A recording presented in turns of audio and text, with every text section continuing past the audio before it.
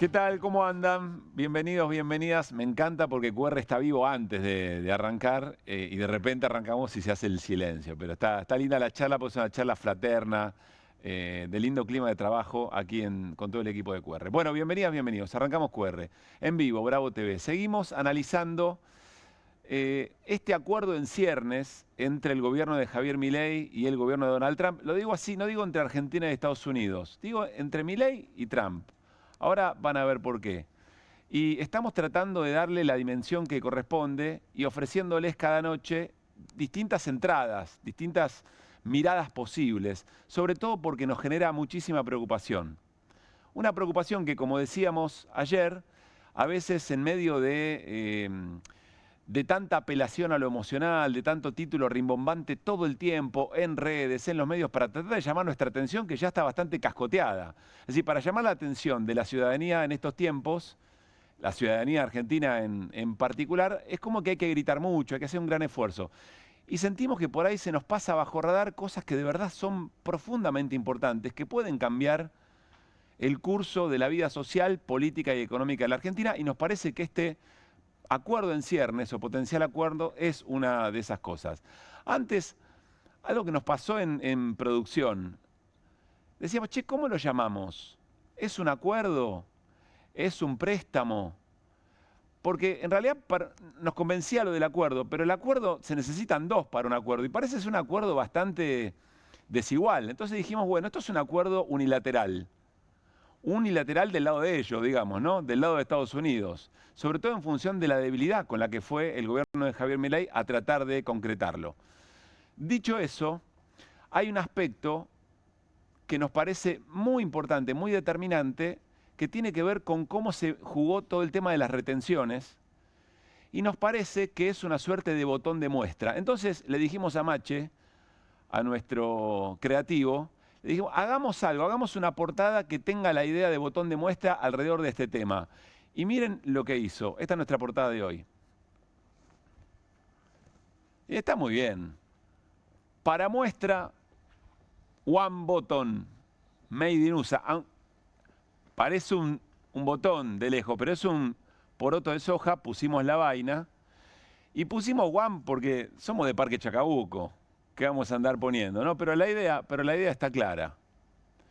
¿Qué es lo que queremos decir con esto? Lo que queremos decir es, en este episodio se puede ver con claridad, o por lo menos tratamos de acercar algo que nos parece podría anticipar un montón de cosas sobre cómo se daría si este acuerdo unilateral se efectiviza. Quizás ya está efectivizado y nos estamos anoticiando de ese asunto.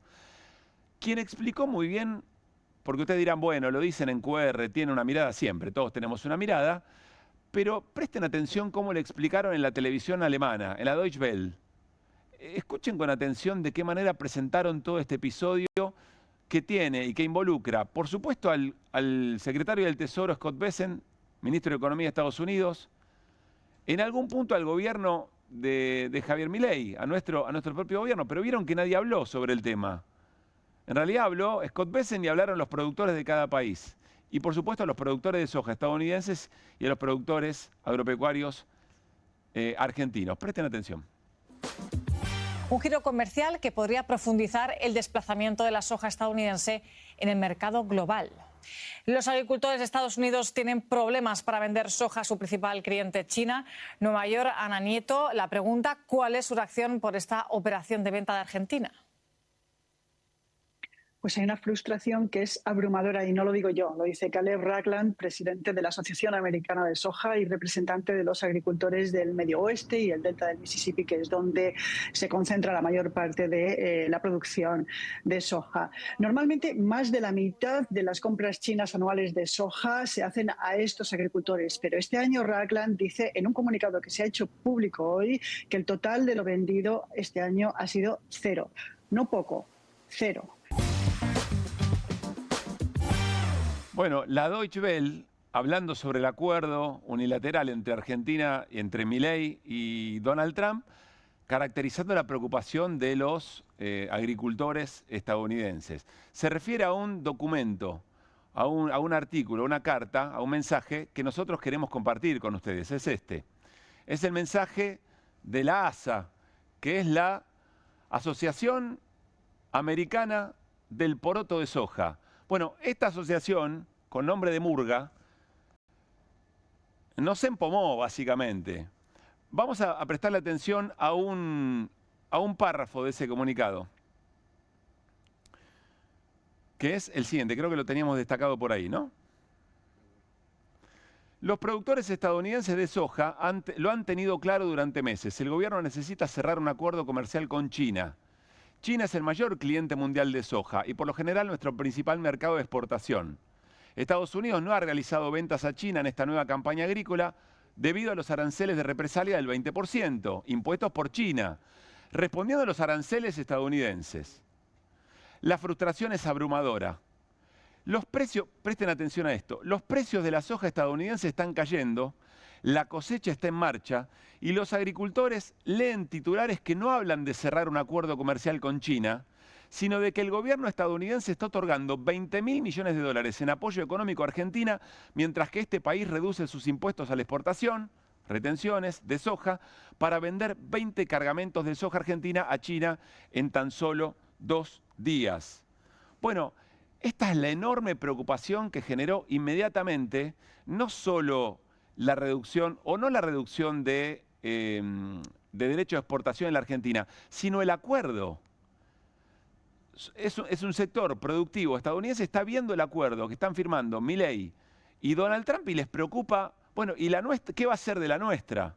Entonces expresan esta preocupación. Y eso nos lleva inmediatamente al mensaje de Scott Bessent, ¿se acuerdan? Ese posteo en redes, que es muy generalista, que es un mensaje muy fuerte, de un apoyo muy fuerte al esquema económico argentino, y solamente se detiene en una particularidad, solamente a algo le habla directamente y lo pronuncia con nombre y apellido. Dice, las retenciones cero se van a acabar.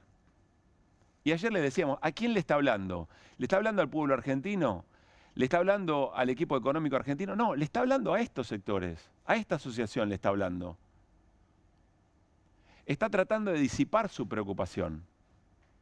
Una preocupación que también el sistema político estadounidense le expresa a Trump. Hubo un cruce muy importante entre Scott Bessent y Elizabeth Warren, senadora demócrata por Massachusetts, que también lo compartimos, pero ahora pescamos esto detallado en una nota en el diario La Nación. El título de la nota es bastante claro. ¿Por qué rescatar a la Argentina? La cruzada de Trump por su amigo Milei abre una grieta en Washington. Escribe Guillermo Idart, pero me interesa un párrafo específicamente, que es el siguiente. No está claro, dice Warren, no está claro por qué constituye un aliado sistémicamente importante, se refiere a la Argentina. Y usted no proporcionó ninguna justificación económica de por qué una venta masiva del peso argentino y las dificultades en los mercados financieros representan una amenaza directa a la salud de la economía estadounidense, dice Warren, después de el ácido intercambio en X con el propio Bessent. Es decir, ¿qué le está diciendo el sistema político estadounidense, o por lo menos opositor a Trump? Dice, la verdad, eso del aliado sistémico y de cómo las tensiones financieras argentinas nos afectan a nosotros como para que los contribuyentes estadounidenses le den 20.000 millones de dólares, no la vemos, no entendemos. Apalancado por esta preocupación de estos productores que les mostrábamos recién, por ejemplo. Y entonces Bessent se ocupa de eso. Ahora, claro, recapitulemos un poco. El acuerdo es muy fuerte, es de alguna manera inédito. Se habla de aquel acuerdo parecido con México, pero México es un socio fundamental de Estados Unidos. Y la caída de México, si es que trastabillaba financieramente y eso derivaba en una crisis mucho más importante, le impactaba a Estados Unidos, socio directo del NAFTA, limítrofe, etcétera, etcétera. En el caso de Argentina es difícil explicarlo. Es un acuerdo muy fuerte y la fortaleza de ese acuerdo, la fortaleza de esa señal, es inversamente proporcional a la fortaleza del gobierno de Milei. Es decir, es el espejo de la debilidad con la que el gobierno argentino fue a tratar de que alguien presione el botón rojo. Una muy fuerte debilidad. Entonces, Scott Bessent perfectamente puede darse vuelta y hablarle a todo el sistema político, a los productores estadounidenses, a los que Trump quiere beneficiar, porque recordemos que Trump está poniendo aranceles por todos lados. ¿Por qué? Porque le preocupa la producción estadounidense, le habla a los trabajadores y al sistema productivo estadounidense. Entonces, Scott Bessent puede darse vuelta tranquilamente y decirle a Warren, mirá, quédate tranquila porque te voy a demostrar cómo en la debilidad del presidente Milei y en el acuerdo unilateral que estamos firmando, nosotros tenemos toda la de ganar. Y por chaucha y palitos, estamos consiguiendo que un gobierno que para nosotros es muy importante en la región, por el momento político de la región, y en nuestra pelea con China, lo sacamos de un mercado complementario y lo hacemos competir con nosotros. Quédate tranquilo, pues es un negocio redondo. Ya la van a ver, ya la van a entender. Por eso esto aparece de alguna manera como botón de muestra de un montón de cosas que pueden ocurrir en otros sectores productivos de la Argentina, no solamente en lo económico, en lo político también, y desde ya con impacto en lo social. Hace un rato habló Alejandro Werner con El fin de la metáfora, el programa que conduce Iván Jagroski en Cenital. Alejandro Werner fue un actor muy importante en el Fondo Monetario Internacional en la arquitectura del acuerdo del fondo con Mauricio Macri, los 45.000 millones de dólares. Después señalamientos muy críticos respecto al rol de Caputo. Después se alejó del fondo, no se sabe bien si como represalia a ese acuerdo impagable o por alguna otra razón, pero presten atención lo que dice Alejandro Werner, que de las lógicas del Fondo Monetario y los condicionamientos políticos de un acuerdo sabe, presten atención lo que dice.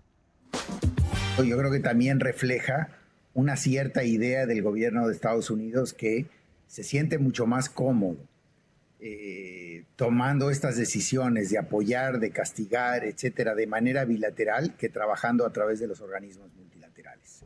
Entonces, yo no sé si hubiese habido espacio o no para que Estados Unidos le dijera al Fondo Monetario, oye, ¿por qué no anuncias que vas a incrementar el programa en 25.000 millones de dólares? Pero claramente, en este mundo geopolítico que ustedes describían en la conversación que estaban teniendo anteriormente, claramente es mucho más potente geopolíticamente entrar directamente a decir somos nosotros los que te damos este crédito y este crédito probablemente tenga condicionalidad económica, pero condicionalidad política no escrita que esperamos ver y así como te lo dan te lo pueden quitar. Está diciendo muchas cosas muy importantes. Vuelvo al principio del programa. Pensemos que estamos hablando del vínculo que está estableciendo Javier Milei con Donald Trump para el destino de mínima inmediato de la Argentina. Lo que dice Alejandro Werner es, primero, no es lo mismo un acuerdo a través de la burocracia del Fondo Monetario donde tenés que dejar todo por escrito que ir directamente a hablar con alguien que te da un cheque, donde hay condicionalidades no escritas. Puede haber condicionalidades no escritas. Pensábamos en producción también un ejemplo.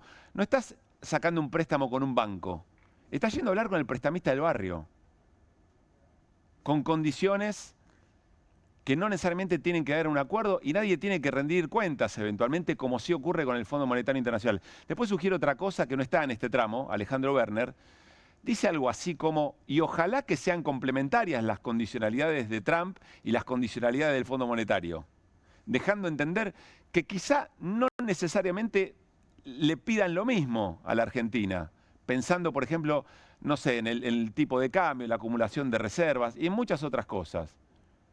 Eso ni siquiera nos metemos en ese escenario aún más distópico, ¿se imaginan, no? De hecho, Donald Trump amenaza todo el tiempo con correrse del Fondo Monetario, muy crítico de esas estructuras como también de Naciones Unidas, es decir, de la gobernanza global. Y dice otra cosa más, Alejandro Werner, así como te lo dan, te lo quitan.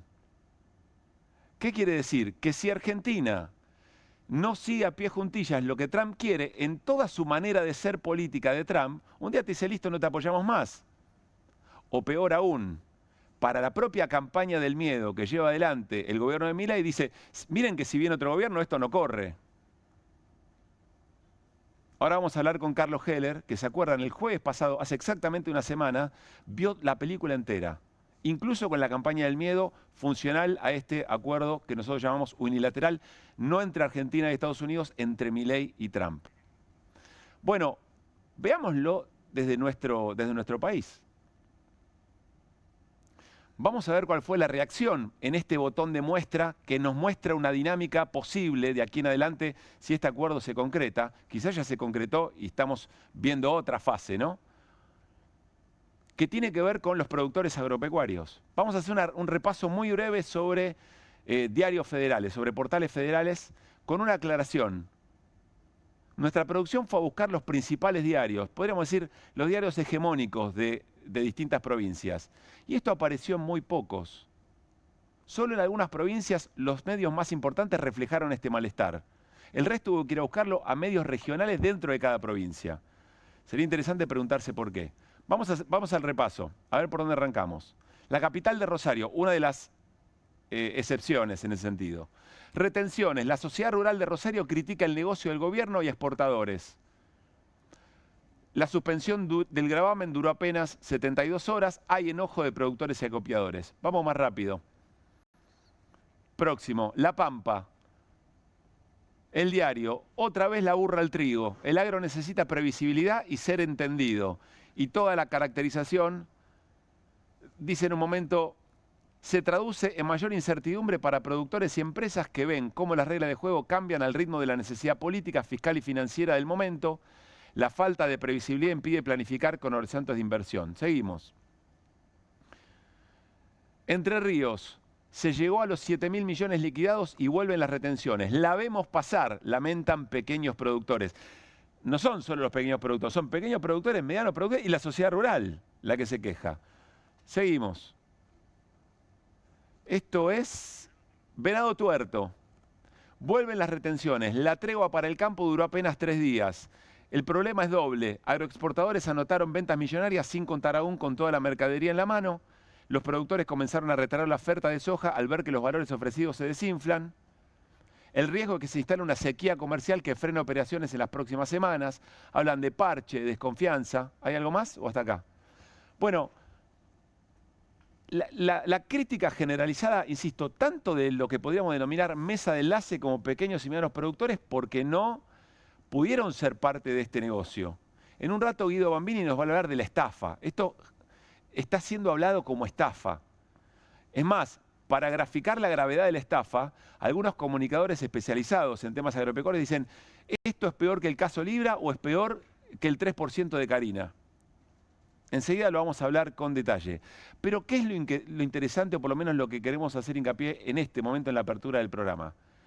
Que el gobierno, que todo el tiempo tiene que construir gobernabilidad, desde lo financiero pero también desde lo político, ahora va a tener que explicar que en realidad los intereses a partir de los cuales tiene que tomar decisiones no son solamente los intereses que le den gobernabilidad con el esquema productivo de la Argentina. Ahora tiene que ver que lo que dice Scott Bessent, que representa el esquema productivo estadounidense, que la sociedad rural, hoy Nicolás Pino decía, yo quiero pensarlo mejor. Claro, no puede decir lo que realmente piensa Pino, porque tiene representación política, en muy buena parte se juega en los intereses de este gobierno.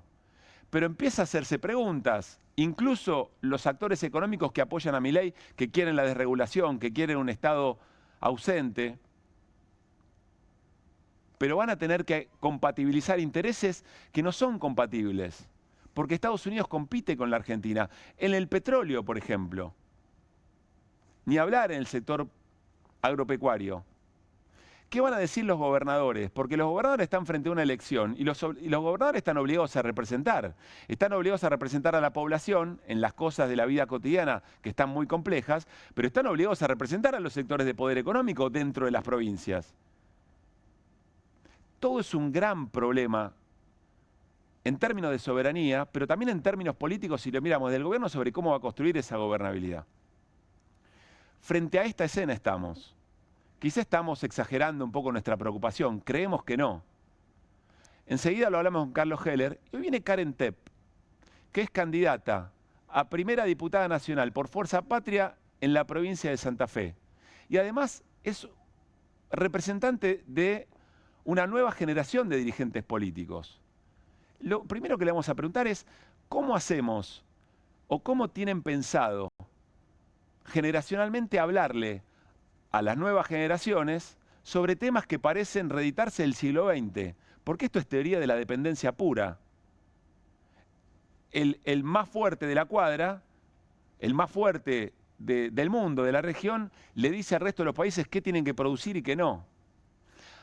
Antes Trump lo hizo con aranceles, imponía aranceles. Ahora no necesita hacer eso en la Argentina. Ahora le avisa a Caputo que en realidad tiene que sostener las retenciones. Es muy compleja la escena.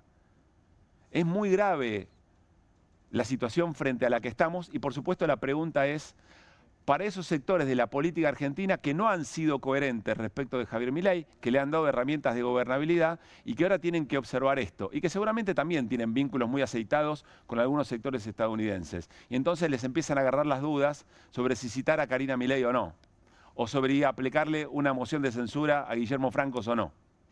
Arrancamos QR y lo hacemos como siempre con las voces del día. Prácticamente nos habíamos desconcentrado, la policía actuó. Todos los operativos se realizan según el mismo esquema de Patricia Bullrich, no hay más una ciudad autónoma. No mezclarlo con que si estaba bien o estaba mal que haya Ministerio de la Mujer, porque los femicidios en la Argentina del 23 al 24 bajaron. La hipótesis de prima tiene que ser que fueron femicidios, porque acá hay vulnerabilidad social, situación de prostitución y sí hay una característica de los femicidios en contexto narco en la región, donde la hazaña es lo que aparece con claridad. Con las políticas más generales que se están aplicando hoy en el país, en realidad estamos construyendo un caldo de cultivo para que eso se siga expandiendo, que van de a poco destruyendo la presencia del Estado. Ha habido en estos últimos años también una persecución hacia las organizaciones sociales que estaban en esos territorios. El programa económico está provocando una recesión muy fuerte, no hay trabajo, cada vez se agudizan más los problemas de desempleo y los problemas sociales. Y no creo que este préstamo solucione de por sí ese problema. Hablan de las reservas de vaca muerta, las nucleares argentinas. Sí. ¿Qué está entregando Javier Milei y por qué no quieren que pase por el Congreso? No le va a mejorar nada la vida a la gente de a pie. Cuando se acabe el efecto de la morfina, esta que vamos a recibir ahora de Estados Unidos, no sé cómo sigue el país. Pues ellos después se van. Sí nos llamó la atención que en 48, 72 horas se cubra todo y que volvemos de vuelta como antes. Estamos evaluando a ver cómo se generó esto. Llegó este beneficio al productor genuino. Fue un negocio de comercio exterior de un grupo de 15 empresas, en las cuales 4 se llevan el 80% de este negocio. ¿Qué mensaje podría darle a esas personas que se quedaron sin un trabajo de un día para el otro? Creo que las explicaciones de eso te las tiene que dar el Poder Ejecutivo, que es quien toma las decisiones. Vamos a tener un problema muy serio de endeudamiento y vamos a tener que enfrentarlo. Y para eso vamos a necesitar tener una propuesta y al mismo tiempo tener una política de poder sumar sectores. Son luchas que tienen que ver con nuestra soberanía. En homenaje al Pepe, tengo que decir que esas luchas no conducen absolutamente a ningún lado si no vienen acompañadas de la integración al que nosotros llamamos unidad latinoamericana. No nos va a traer buenos resultados a nosotros el día de mañana, ya que esa deuda la vamos a tener que pagar nosotros. O sea, el problema va a ser el que venga después. La historia vuelve a repetirse, dice el tango. Muy buenas noches a la mesa de QR esta jornada de jueves. Hola Martín Granowski, ¿cómo estamos? Buenas noches, Pablo Caruso. Guido Mamini, ¿qué dice? Buenas noches, ¿cómo estamos? ¿Bien? Muy bueno, en un ratito, Guido, hablamos sobre los datos de pobreza y salarios que hoy publicó el INDEC. Bajo un manto de mucha crítica, ¿no? Sí, crítica de quienes son especialistas en la materia, del Observatorio Social de la UCA, y vamos a traer un trabajo, un paper, vamos a ponernos un poco técnicos, pero hay que explicarlo en esos términos. Sí. Un paper de una consultora económica de Equilibra, que da cuenta muy bien de cómo utilizando una encuesta nacional de gastos del hogar es más actualizada, que todavía el INDEC no aplica, y también por una cuestión de subdeclaraciones de la encuesta permanente de hogares, hoy la pobreza está arrojando un número que no, que se contrasta con el otro dato que también traigo, que son los salarios que siguen planchados desde septiembre de 2024 y que bajo ningún concepto este gobierno sacó 14 millones de personas de la pobreza, 12, como dicen, ya le agregaste 2. Ah, bueno, 12 millones. Yo le he escuchado decir 14 también. Bueno. Entre 12 y 14 millones de la pobreza. En un ratito nos metemos en eso, por supuesto. Martín, ¿de qué hablaremos en un rato? Hablaremos, entre otras cosas, vos planteabas recién el tema de los sojeros norteamericanos. De los sojeros norteamericanos, que son los farmers, que son los chacareros argentinos. ¿Qué pasa con los farmers y qué pasa con los chacareros? Los farmers dicen, nos jodieron. Y los chacareros argentinos dicen, nos jodieron. Voy a hablar de eso. Bueno, y Guido, insisto, a explicar la estafa. ¿Por qué se está hablando como una estafa? Y algunos especialistas dicen una estafa equiparable o aún peor que la del 3% de Karina. Y créanme que son sectores que en el conflicto de la 125 están más cerca de la mesa de enlace que del gobierno nacional de ese momento. Carlos, ¿cómo te va? Buenas noches. ¿Qué tal? Buenas noches. ¿Cómo estamos?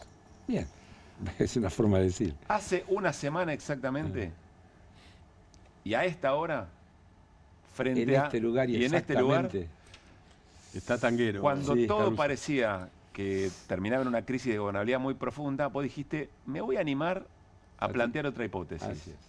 Y tu hipótesis, tengo que decir en soledad, se hizo en realidad casi a pie juntillas. Sí. ¿Qué quiere que tire otra hipótesis? No, quiero que me cuentes ahora cómo sigue. Ya que, No, ya que sabes todo. Contá qué te había dicho Bessent el día anterior. Claro. Contá eso, dale. No, pero algunas cosas variadas y esto que recién se hablaba de los farmers y demás. Estamos omitiendo un detalle que apareció en el comunicado de los productores norteamericanos, que han dejado de poder venderle a China por los aranceles. Cuando Estados Unidos le mete aranceles a China, China le replica con aranceles, y uno de esos aranceles a la soja. Y entonces Brasil le vende soja en lugar de Estados Unidos, y ahora se le suma Argentina. Y por eso están planteando el tema, porque el 20% de aranceles que los chinos le metieron a los productos agropecuarios norteamericanos lo sacó de mercado.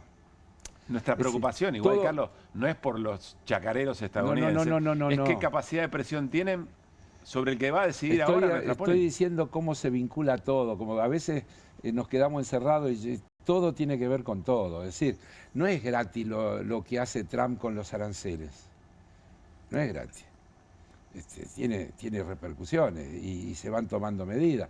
Le mete aranceles a Brasil y Brasil le mete aranceles a los productos norteamericanos, y entonces va a ser más barato para Brasil comprarle a otros que comprarle a Estados Unidos productos que Estados Unidos le vende a Brasil. Ahora, el gobierno argentino va a negociar en debilidad a un presidente que está atrapado en ese laberinto. Sí, claro. Y ahí déjame decir otra cosa. Ojo, que en esas declaraciones del ministro, del secretario del Tesoro, hay un último párrafo que dice negociaciones que empezaremos después de las elecciones. Es decir, que yo hoy podría decir puro humo esto, ¿eh? Sí, puro humo, pero muy efectivo. Carlos ¿Quién acomodó tiene todas que las ver? expectativas. El humo es efectivo. ¿Quién dijo que no? Pero, hasta que se disipa, ¿no? Claro, pero si no, no existiría el humo. Pero vamos a darle 20.000 millones, vamos a hacer esto, vamos a hacer lo otro, y estoy en contacto con un montón de empresarios norteamericanos muy interesados en invertir en distintos sectores estratégicos de la Argentina.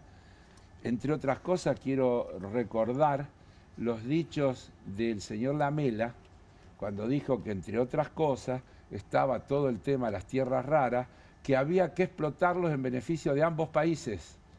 Es una cosa espectacular. ¿Por qué ambos países, no? En beneficio de ambos países, que él, entre sus misiones, además de las otras misiones, que era impedir el desarrollo de los negocios de China con las provincias, ayudar a que se la castigue a Cristina como se merece, según su opinión. Hoy juró, creo, Lamelas. Ayer, sí. La otra que venía era esta de ayudar a que Milei gane las elecciones de medio término. Entre paréntesis, se ve que se olvidaron de avisarle a Trump que estas elecciones eran de medio término y que no se elegía presidente. Mi teoría, parece un chiste, pero mi teoría es que él no lo entendió, le avisaron y nadie se moría por aclararle. ¿Quién se va a animar en aclarar? ¿Quién le va a aclarar? Pero así vuelve todo para era atrás. Divertidísima escuchar. O sea, yo creo que el presidente va a ser reelecto y que después de la reelección va a poder completar todas las cosas que tiene planteadas. Es sensacional. ¿No? Habrá dicho Milei, me faltan. Ahora, y después esa 2 última años frase, largos. bueno, estuvimos bien, listo, váyanse, márchense, le dijo. Es decir, como todo un show armado, con Carlos, tiempos completando lo que Terrible. decís, en el texto de Bessent hasta ahora, yo no digo que no va a haber acuerdo, pero completando lo que decís, en el texto de Bessent, dice en cada frase estamos preparados para. Así Todas es. las frases empiezan Por así. eso digo. Estamos preparados para el swap, estamos preparados para comprar bonos, estamos preparados para un préstamo ¿Por qué te directo. llama la atención? Porque dice estamos preparados para, no dice firmamos un acuerdo para. Es decir, porque justamente como vos definiste es unilateral. Nada. Estamos preparados para, estamos nosotros los Estados Unidos, no en conjunto. El cómo y para qué. Yo lo dije ayer en la Comisión de Presupuestos. El swap es para cancelar el swap chino, según dijo Besen cuando estuvo en abril en la Argentina, y según dijo Lamelas cuando fue a rendir examen en la Comisión de Relaciones Exteriores, o es para ampliar reserva. Nadie lo explicó. Son dos cuestiones completamente diferentes. Todas las otras cosas que van a venir, ¿cuáles son las condiciones, los montos, los plazos? ¿Qué contrapartidas tiene? ¿Viste lo que dijo Werner? Sí. Ir a acordar directamente de manera... Nosotros jugamos y decimos unilateral, pero bueno, bilateral es muy distinto a tener que ir con la burocracia del fondo y tener que dejar todo por escrito. Tiene norma. El fondo es un organismo. Después es todo lo perverso que todos decimos que es y es. Pero tiene ciertas reglas y funcionamientos y votaciones y cantidad de países que tienen que apoyar y aprobar y demás. Aquí estos muchachos es lo que se les canta. Excepto los líos que se le pueden armar en su propia interna. Yo creo que a la interna que se le arma con la senadora Warren no le importa. O sí le importa, pero lo de los chacareros pero lo de los chacareros se le complica porque ya la tiene complicada. Vuelvo a repetir. No le pudieron vender soja a China, no por la Argentina, por los aranceles que le metió a Brasil. Perdón, a China, y los contraaranceles que los chinos le metieron a los productos norteamericanos. Yo insisto con eso, es un presidente que está en ese problema frente a otro que va a pedirle en magnitudes un salvavidas, en una debilidad muy fuerte. El otro fue a pedirle el spitum, como dijo Hernández el otro día, la escupidera. Grosero, pero el spitum, de alguna manera es así. una palabra grosera para ustedes. Entre paréntesis, hoy Pablo Ibáñez, colega, le damos el crédito, contó que en medio de la negociación el fin de semana se filtra lo de Román Lechman en Infobae de 30.000 millones y que la comitiva estadounidense les pregunta, ¿quién filtró esto? Claro. Y que eso paralizó las conversaciones un buen rato y que el estado de ánimo de la comitiva argentina, porque eso trababa la posibilidad de un anuncio el lunes ante la apertura del mercado, fue muy preocupado. Déjame hacerte esta pregunta, Carlos. A ver. Una parte la contestamos ahora y ahora nos vamos a meter con otro tema que nos importa en esta noche. ¿Cómo va a ser Milei para administrar la necesidad que de política económica tenga la Argentina, que tiene Trump, respecto de los actores del esquema productivo argentino? Que incluye a los gobernadores también. Claro, pero no te olvides que la apuesta es una apuesta de 20 días. Por eso todas estas promesas y todo lo que vamos a hacer después vamos a ver cómo van a cumplir o no. Por ahora, lo único que lograron efectivamente son los 7.000 palos a una tasa de interés del ¿cuánto? ¿Lo tenés calculado? No, ¿cómo se financiaron? Decís. ¿Cómo se financiaron? Claro, sí, porque las en realidad herederas se financian al 5 o 6% anual.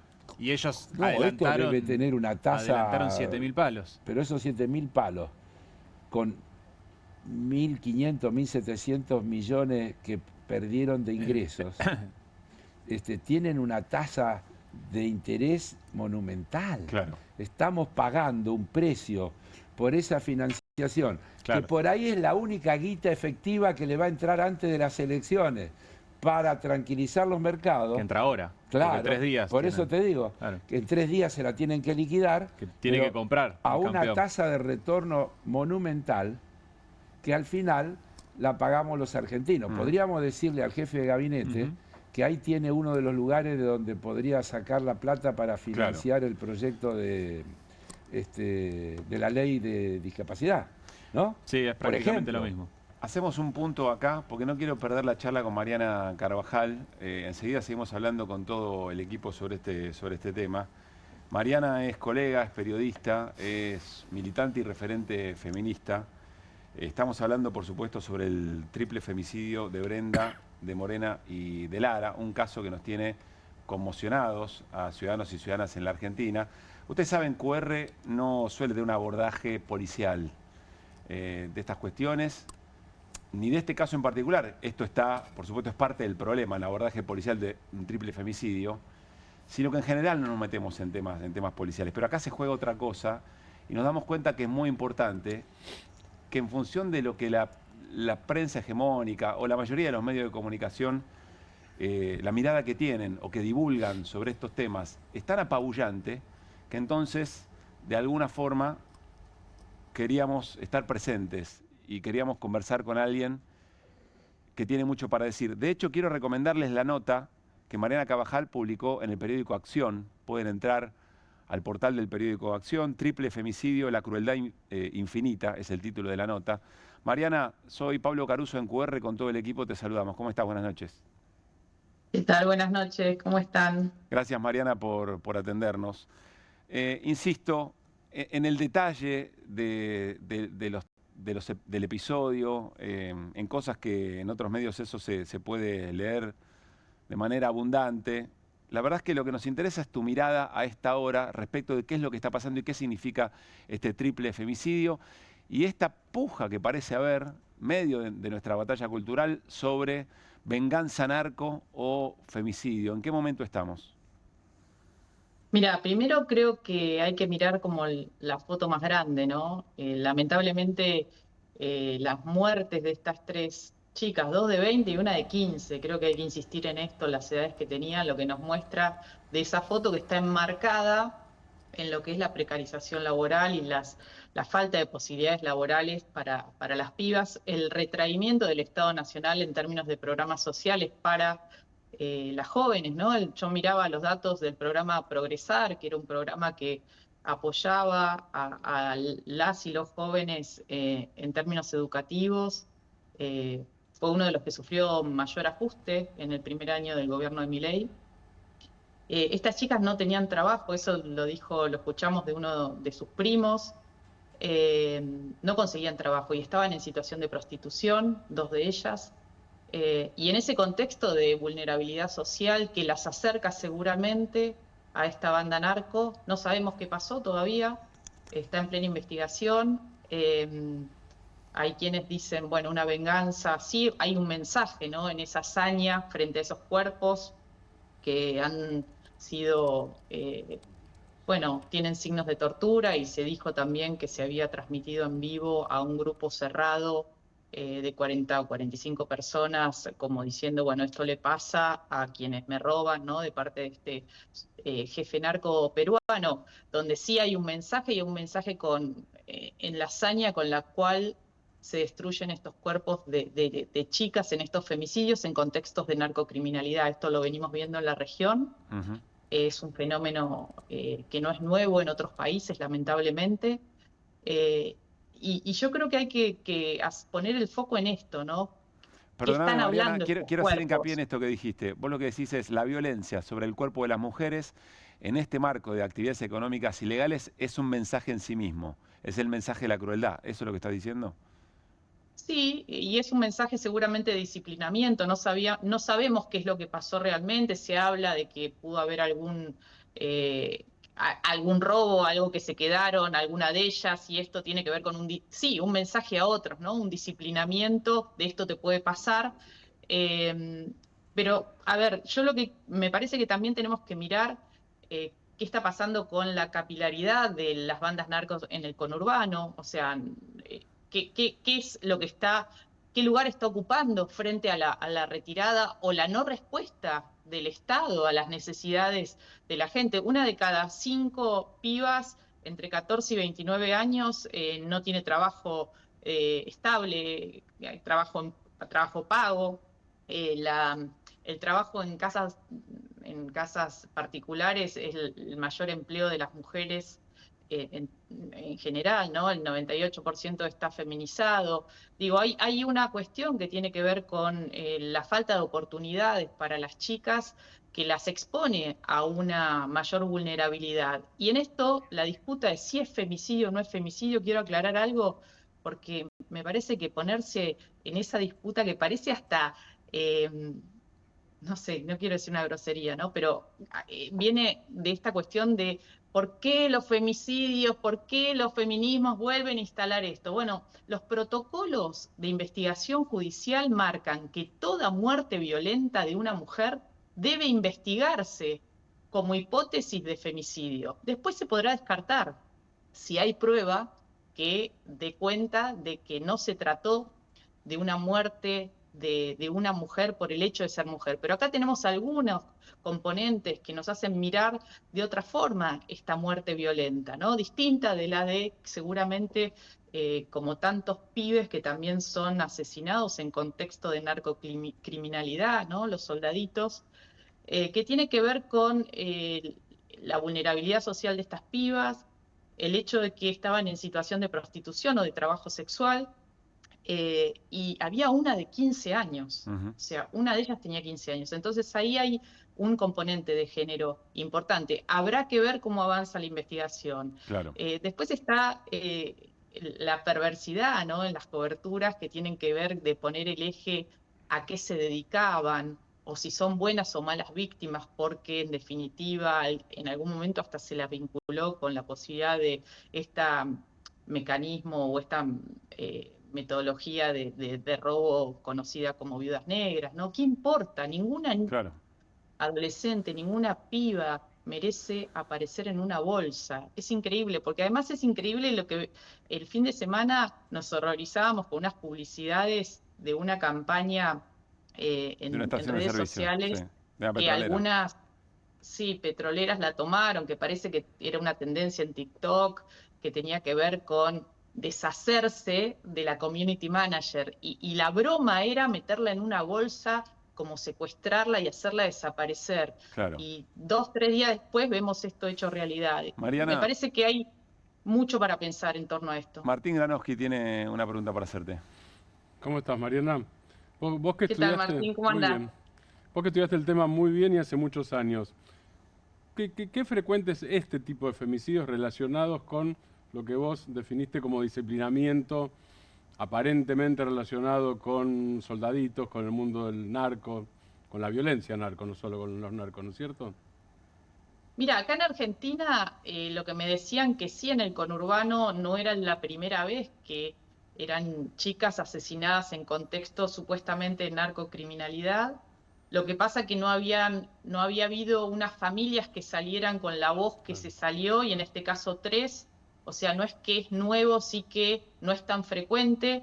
Y el otro dato que recogí fue qué pasó en Rosario, ¿no? Que lo tenemos como la urbe donde la narcocriminalidad permeó con mayor presencia, o por lo menos tuvo mayor visibilidad a partir del aumento de los homicidios que hubo, sobre todo en el año 2022 y 2023.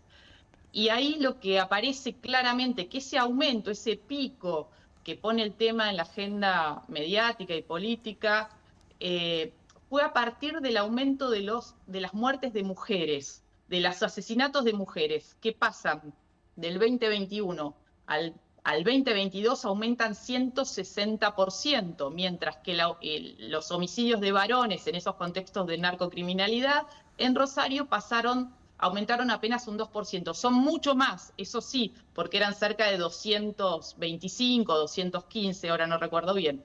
Ahora, ese aumento notable de femicidios de mujeres, de homicidios de mujeres, analizaron, ¿eran femicidios o no eran femicidios? Y hablé con quienes estuvieron pasando la lupa frente a esto, encontraron que había unos pocos que tenían que ver con el clásico femicidio, que era el de una relación de pareja, ¿no? Sexoafectiva, y después otras muertes tenían que ver con balaceras, esto es al voleo, ¿no? Que aparecían en la línea de fuego, con lo cual eso se descartaba como femicidio, pero sí aparecían otros casos que tienen que ver con mujeres que se quedaron a cargo del negocio cuando su pareja fue detenido, estaba en prisión, madres, esposas o parejas también, o hijas, que no estaban vinculadas al delito, al narcodelito, pero que sus asesinatos tenían que ver con mensajes en el sentido de,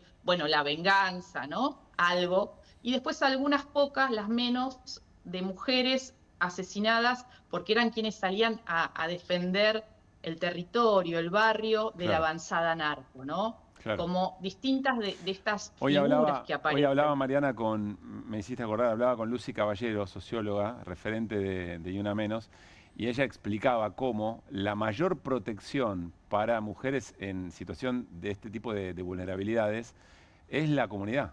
O sea, la protección es comunitaria, y a medida que desaparece el Estado y se estigmatizan las organizaciones sociales, bueno, lo que queda es terreno fértil para otro tipo de actividades económicas de estas características, ¿no? Mariana, yo quiero recomendar para quienes estén interesados en este abordaje del tema, la nota de Mariana en el periódico Acción, Triple Femicidio, la crueldad infinita, y recordarles que hay una movilización convocada para el sábado, 4 de la tarde, si no me equivoco, de Congreso a Plaza de Mayo, ¿no? De Plaza de Mayo a Congreso. De Plaza de Mayo a Congreso. Mariana, gracias como siempre. Un abrazo, hasta pronto. Que estés muy bien. Bien, acá también se discuten modelos, ¿eh? Acá también hay una discusión profunda de modelos. El rol del Estado, el rol de las comunidades. Volvemos un segundito a nuestro modelo que está en juego, o por lo menos tal cual lo conocemos hasta ahora, o tal cual conocemos hasta ahora la disputa de modelos. Quiero volver a la charla con Carlos y con el equipo. Enseguida viene Karen Tepp, primera candidata a diputada nacional por Fuerza Patria en la provincia de Santa Fe. Seguramente tiene cosas para decir sobre este tema también. Pero quiero que volvamos a escuchar a nuevo ministro de Economía en la Argentina, Scott Bessent. Ayer nos adelantamos y compartimos esto, que ahora se difundió un poco más. Es una conversación de Scott Bessent con la cadena Fox, donde dejaba algunas definiciones para seguir charlando con Carlos. Dale. What's the plan in terms of supporting Argentina? Is there one? The plan is, as long as President Milei continues with his strong economic policies to help him, to bridge him to the election, I call this the screens moving to the streets. We are not going to let a disequilibrium in the market cause his a backup in his substantial economic reforms. I don't think the market has lost confidence in him. I think the market is looking in the rearview mirror and is looking at decades, if not a century, of terrible Argentinian mismanagement. And people are concerned. People are skittish. It's very hard to believe that it is different this time. But I believe with President Milei, it is. It is. The president is also pledging strong backing. He's calling for Javier Milei's reforms critical for that stability that you're talking about. But Senator Warren, Elizabeth Warren, says that this is a taxpayer-funded bailout and is more about politics than U.S. interests. What do you want to say to Elizabeth Warren here? Well, I tweeted it out yesterday. Senator Warren and her protege, Mr. Mondami, who's running for mayor of New York, they are American Peronists. They want to do to the U.S. economy what the Perones, the General Anavita, did to the U.S. They want to take control. So, and I guarantee you, and there are not a lot of things in life that are sure, that New York City will be coming to the federal government for a bailout if the Mondami plans are implemented. Bueno, la exportación del peronismo cuando parecía que ya estaba muerto y estaban clavando los últimos clavos, ¿no? Más allá de eso, bastante claro el mensaje, Carlos. La verdad que no hace falta interpretarlo, ¿no? Porque lo dice todo. Lleno de literalidad. Está absolutamente literalidad, claro. Esto va a quedar, es gravísimo, como lo de Braden o Perón, claro. Pero esto va a quedar por los siglos de los siglos, ¿eh? Esta partecita que escuchamos recién. Pero sí. Por la crudeza. Pero es terrible, es sin ningún reparo, sin ninguna vuelta. Nosotros el amigo, lo queremos sostener, por acá vienen nuestros intereses y nuestros negocios. Y lo queremos sostener electoralmente. Y lo queremos sostener electoralmente, lo dice con toda la claridad. El secretario del Tesoro plantea de que se va a trasladar la confianza de las pantallas, decía, es decir, del mercado a la calle. Sí, sí. Y dice que la inconsistencia del plan económico aparentemente repite lo que dice Milei del riesgo Cuca. Dice, el mercado está mirando... Exacto. Pero no es paradójico que el mercado, ante una ayuda es lo que dijimos el jueves pasado, que inventaron y potenciaron, porque al final, ¿qué es el mercado? Son ellos mismos. Porque eso que llaman mercado, en definitiva es una entelequia, ¿no? Son los señores especuladores, los que están jugando. Entonces, te instalan el tema. ¿Qué les cuesta a ellos? ¿Quién hace el riesgo país? JP Morgan. El JP Morgan. El JP Morgan ha hecho cada cosa. Por ejemplo, decía cuando la famosa crisis de Estados Unidos, 2 días antes, decía que no había riesgo de crisis. Es decir, porque eso completa la teoría de Carlos, ¿no? Así que es. acá hay un empuje del miedo, empuje del caos. Es que es la ingeniería del caos. Entonces, el país, si llega a ganar los cucas, explota. Los mercados le dan la espalda. A su vez, Carlos, hay una cosa interesante con esto. Va a ser muy difícil de contar la elección, de contabilizar, la elección del 26 de octubre. Salvo que el gobierno pierda o que en general, sumando las provincias, la diferencia sea muy grande a favor de Fuerza Patria o las diferentes fuerzas opositoras. Si es así, habrá perdido Scott Bessent también. Sí, de cualquier manera, yo creo... ¿Qué escenario sería ese? ¿No? Yo creo que ellos tienen un objetivo de mínima que es por el que van, porque ellos la verdad que no pueden ganar las elecciones en términos de lo que significa ganar las elecciones. Yo creo que para ellos ganar las elecciones es garantizar el tercio de héroes que les permita sostener los vetos. Esa es lo que va a definir. Si lo logran, se van a dar por victoriosos. Si lo logran, se van a dar por victoriosos, porque efectivamente pueden pensar que en los próximos 2 años no necesitan al Congreso, al contrario, tienen al Congreso dominado, porque el Congreso sanciona una ley, la vetan y el Congreso no tiene cómo insistir porque no puede construir los 2 tercios. Y ahí aparecen otras cuestiones que vos las esbozaste en la introducción, algunos giros que hay que mirar con atención. Yo lo he dicho otras veces, nosotros hemos ido construyendo alianzas alrededor de problemas y de puntos concretos, pero yo no me olvido que hubo un espacio político que se llamó Juntos por el Cambio, donde todos esos sectores lo integraban y sus objetivos no son diferentes que los que plantea Milei, como bien explica Macri permanentemente. Macri está en desacuerdo porque lo dejaron de lado, porque lo ningunearon al PRO y demás, pero hoy mismo salió a decir que en los grandes lineamientos ellos están de acuerdo. Entonces, cuando uno empieza a ver, realmente fue muy preocupante alguna de las cosas, los matices, porque hay que estar que siempre mirando los matices. Ayer en la comisión de presupuesto, además del ninguneo nuevamente del presidente de la comisión de presupuesto, que es absolutamente inadmisible y antidemocrático. Expert. Sí. Ninguneo a los planteos que le hacía la mayoría de la comisión. Escúchame, todo el mundo le dijo, no se puede sesionar el miércoles que viene, porque va a haber un pedido de sesión. Entonces, cuando yo intervengo... Vos propusiste que fuera los martes. Claro, pero cuando intervengo le digo, presidente, usted habló de la necesidad de consensuar, y aquí hemos consensuado, porque todas las intervenciones dijeron lo mismo. Me pide una interrupción la diputada Machado, yo se la doy, y dice, no, yo estoy de acuerdo en que sean los miércoles. Entonces, bueno, consenso -1, dije yo, siguen siendo lo mismo. Yo hablé anteúltimo, después que hablé yo, habló un diputado más y terminó. El presidente dijo, bueno, se terminó la reunión, nos vemos el miércoles que viene. Así. Es decir, no le interesa nada.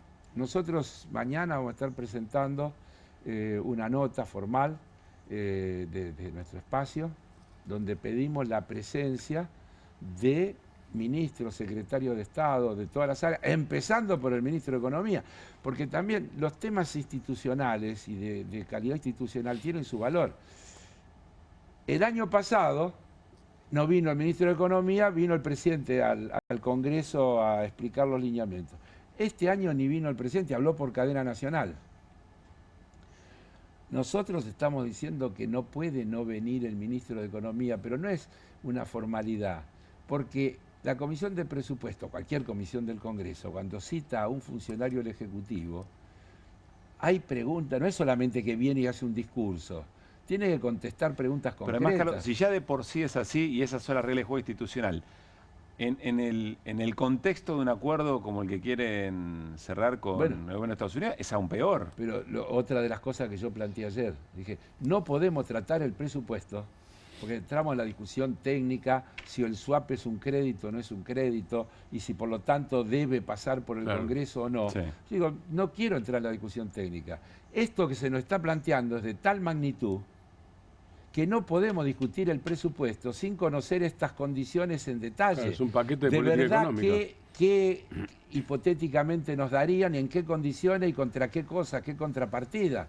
Sin eso, la discusión de un presupuesto, que además está lleno de cosas insostenibles y que además tiene el contrasentido de que el presidente dice que se le va a mejorar el ingreso a los jubilados, los recursos para educación, los recursos para esto, pero el artículo 30 del proyecto de presupuesto elimina todas las leyes que hemos sancionado en años anteriores que establecen pisos de lo que tiene que haber en esos rubros dentro del presupuesto. O sea, por ejemplo, ya era insostenible antes. No, imagínate sobre hay una la ley discusión. que dice que 6% para educación. No puede ser menos. Está propuesto eliminarlo. Hay otra ley que dice que para enseñanza técnica creo que 0,2%, eliminarlo. Hay otra ley que dice que el ajuste automático de la asignación universal, eliminarlo. Todas las cosas que son pisos condicionantes, mire, menos de esto no se puede. En el proyecto de presupuesto que nos están sometiendo se propone anularla. Pero pues, sobre eso...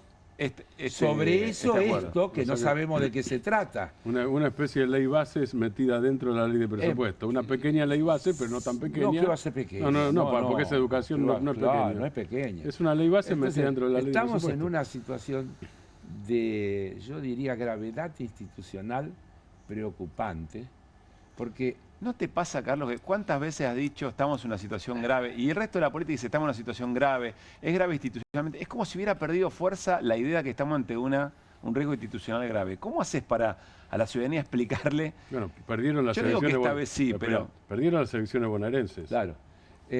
Caruso, alguien entendió Caruso, lo que está pasando. Antes del 6 de septiembre decía, pero es cierto que bajaron los salarios, que subió el desempleo, pero la gente lo sigue votando. Minga, perdió por 14 puntos la provincia de Buenos Aires. Es decir, la gente no actuó como decían las encuestas, como decían los tweets, como decían en las redes y qué sé yo cuánto. Se ve que los efectos reales de esta política económica y de esta política en general se están sintiendo en la piel, y cuando se sienten en la piel duelen de una manera diferente que cuando se dicen o entran por el oído nada más. Carlos, ¿crees que frente a este posible acuerdo con Estados Unidos, yo la verdad no sé si ya está en marcha o no, francamente lo digo, o si ya está en marcha hace mucho tiempo atrás y nos estamos dando cuenta ahora que eso era parte del acuerdo, ¿crees que en general la política va a estar a la altura del debate de esa situación? Yo espero que sí, pero abrí una duda cuando dije antes, no nos olvidemos de quiénes son los espacios políticos que componían Juntos por el Cambio. Cuando hablaste de los matices. Claro, cuando hablamos de los matices, no nos olvidemos. De cualquier manera hay una realidad, que incluso los gobernadores tienen que atender a sus votantes, tienen que atender a su ciudadanía. Entonces, todas estas... Y a su mesa de enlace ahora. Y claro, bueno, incluye a su ciudadanía y sus organismos de representación. ¿Qué sé yo? Uno se puede imaginar muchas cosas, pero los gobernadores de Córdoba, de Santa Fe, se van a poner de sombrero a los productores agropecuarios avalando este tipo de cuestiones. Me cuesta. Entonces, un poco también las circunstancias los van acotando en cuanto a su margen de maniobra. Los van acotando, como lo estoy diciendo, un poco. Las circunstancias son tan graves, porque después seguramente nos van a explicar con lujo de detalle toda esta cosa de la pobreza. Sí. Yo digo, escuchame, salgan a la calle, miren la cantidad de gente que duerme en la calle, miren lo que está pasando, vayan a cualquier supermercado, vayan a cualquier restaurante, que la gente dejó de comer menos, decidió comer menos, decidió gastar menos, decidió todo menos porque se ha vuelto ahorrativa, es decir, gana más y gasta menos. En alimento. En alimento. No cierra, no te lo pueden hacer creer. Es facilísimo. Hoy lo estuve viendo. El impacto de los servicios los servicios aumentaron el 500%, cuánto más que la inflación, ¿no? Sí, sí. Sí, el acumulado es prácticamente el doble de la inflación. Que los bienes. Y están totalmente subvaluados en la composición de la canasta que es el 2004-2005. Sí. No es que sea mentira, Daniel Arroyo, que está mal hecho. Daniel Arroyo el otro día dio una cifra a partir de un estudio. Ya hablamos del endeudamiento de las familias, que creo que es del 5% de la morosidad, es un número muy importante, pero él dijo que el 85% de las familias endeudadas no sabe cuánta plata debe. Por el ciclo de toma deuda para pagar una deuda. Claro. Sabe cuándo lo tiene que pagar, pero no sabe bien cuánta plata debe. Es tremendo ese dato. Sí, y lo peor es que muchos están mal endeudados, porque ni siquiera están endeudados con el sistema institucionalizado, sino que están endeudados por fuera, porque ya no son sujetos de crédito para el sistema institucionalizado. Claro, sí, prestamistas, y ¿no? prestamistas y otro tipo de organizaciones. Zona peligrosa. Las tasas son... O mismo las billeteras virtuales. Claro, ¿no? No sabe cuál es la tasa real que están Bueno, la pagando. publicidad que más difunde en este momento Mercado Pago es la del préstamo. Sí, claro. Exacto. Carlos, la última. En los próximos días, ¿dónde vas a poner la mirada? Voy a quedar visco. Hay tantas cosas para mirar al mismo respecto tiempo. del tema del acuerdo, respecto del tema económico, ¿dónde pones la mirada? Bueno, primero en ver si de verdad hay algún anuncio concreto antes de las elecciones o realmente siguen siendo todos fuegos artificiales diciéndonos que después de las elecciones viene la felicidad, es decir, la lluvia de inversiones, todo lo que va a venir. Pero además voy a advertir otra cosa, esa lluvia de inversiones, aun si viniera, viene por los sectores estratégicos de nuestra economía, viene con esa idea de la Mela de que tenemos que compartir la riqueza de la Argentina, es decir, son saqueadores. Ojo, porque nosotros necesitamos, no es que no se necesitan inversiones, pero las inversiones tienen que venir con reglas, tienen que venir dentro de un modelo productivo, tienen que ser para aumentar los niveles de producción de la Argentina, los que generen empleo, los que tributen. Si vienen inversiones en el marco del RIGI, que no pagan impuestos, que se la pueden llevar cuando quiere, que ponen como condiciones que no le pongan reglas que los obliguen a utilizar proveedores locales, que tienen la habilitación de traer maquinaria usada del exterior para las explotaciones. ¿Me podés decir dónde está el beneficio para la Argentina? Hasta puede darse la paradoja de que crezca el Producto Bruto y empeore la situación. Carlos, gracias como siempre. Pregunta, ¿ayer viste QR o viste fútbol? Vi QR y después me vi los últimos 15 minutos de... ¿Cómo sos, Vos me preguntás, yo no está bien, el detalle. Si vos sabés que yo te voy a decir la verdad, pero no, bueno, yo miro, ya te lo expliqué otra vez y no tengo inconveniente en repetirlo. Yo soy hincha de Boca y miro a Boca. Fútbol local, no miro otra cosa que Boca, salvo algunos pedacitos de algún partido alguna vez. Después miro, sigo al Barcelona. Sos hincha de... Soy hincha del Barcelona de chiquito. Y del City. Y del City. Son los equipos que sigo. Pero fuiste a ver, los últimos 15 los fuiste a ver. Los últimos 15 los fui a ver. Los 2 goles de un correntino, decimos.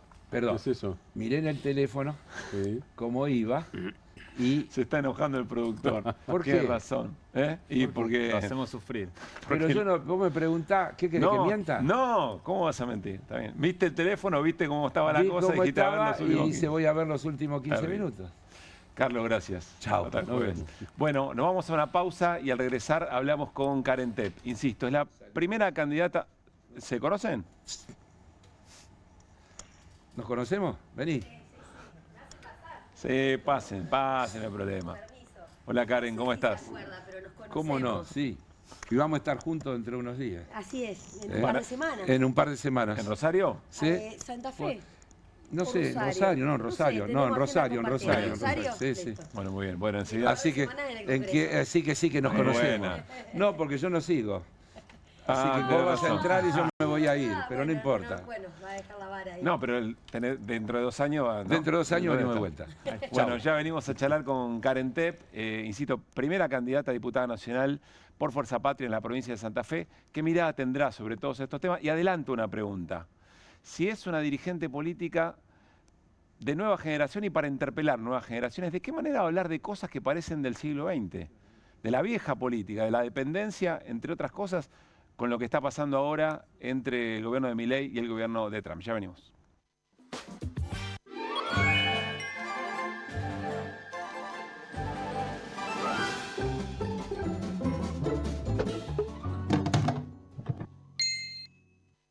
¿Pensás que las subastas no son para vos?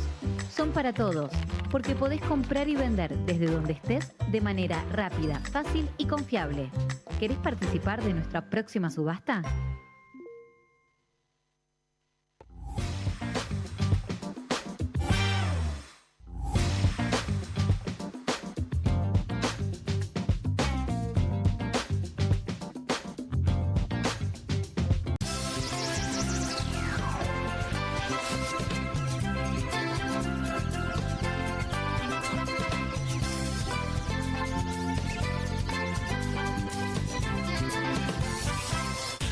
Córdoba es la capital de escapadas todo el año. Sí, un destino para conectar con la naturaleza, hacer sierra office, deporte, comer o visitar a un santo de verdad.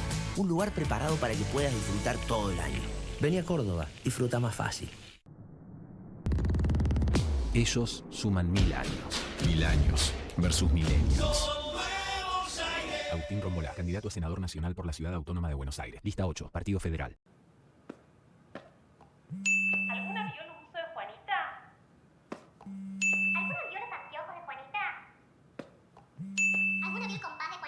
Hey, ¿aburrida de la rutina?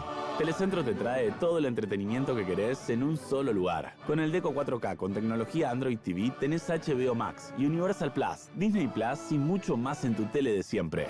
Tené todo el entretenimiento y la mejor internet a este precio increíble. Telecentro, conectando con vos. Che, prendete una cosa de loco. Bien, acá estamos, Turco. Nos juntaron, acá estamos. Qué alegría estar Dame un abrazo, dame un abrazo. Qué lindo Vamos verte. a salir por este programa que es maravilloso. Esto es Cata TV Streaming y aparte nos fusionamos con Bravo TV. Qué fusión, qué alucinante. Cuando el talento se une para llevar entretenimiento. Gracias por el talento. Sí, no hablaba de nosotros. Vamos de lunes a viernes de 16 a 17. De lunes a viernes, de 16 a 17 en... ¿Cómo se llama? Esto es Cata TV Streaming, Bravo TV y esto es Una Cosa de Locos. Una Cosa de Locos. Qué bueno. Programón. Por Cata lo vas a ver, por Cata lo vas a disfrutar. Che, prendete una cosa de loco. Bienvenido a todo Latinoamérica. Caras TV llegó a DirecTV, el canal de las celebridades. Entretenimiento exclusivo las 24 horas del día. Más Caras, con la conducción de Héctor Maugeri. Red Carpet, Caras News, Caras Realeza, Caras Fashion, Caras TV. Llegó a DirecTV. Contenidos exclusivos para toda Latinoamérica. Mi amada Buenos Aires, escuchen a Hernán. Escuchen a Marcela, escúchenlos. Soy Hernán Reyes y quiero proponerte terminar de una vez con la corrupción. Soy Marcela Campagnoli y en el Congreso te demostré que se puede trabajar con seriedad y respeto. No se den por perdidos. Voten con conciencia moral. Marcela Campagnoli, candidata a senadora nacional por la Ciudad de Buenos Aires. Lista 505. Hagamos futuro. No es con gritos, es con propuestas. Este 26 de octubre en la ciudad de Buenos Aires, vota al Turco García, Graciela Balestra y Daniela Moroso como diputados nacionales por partido integral. Lista 348. Durante años nos dijeron que no hay alternativa. Nos acostumbraron a elegir entre lo malo y lo peor. Pero no es verdad. Hay otra manera. Hay otra manera de tener un Estado eficiente, sin desfinanciar las universidades. Hay otra manera de tener déficit cero, sin recortar y pegar a los jubilados. Hay otra manera de proteger a la gente con discapacidad, sin fraudes y sin sobres. Una manera que construye, no que destruye. Una manera que une, no que divide. Hay otra manera. Es con Graciela, es con Martín, es Unidos. Ciudadanos Unidos. Martín Lustó, Piera Fernández de Picolí. Candidatos a diputados nacionales por la Ciudad de Buenos Aires. Lista 504.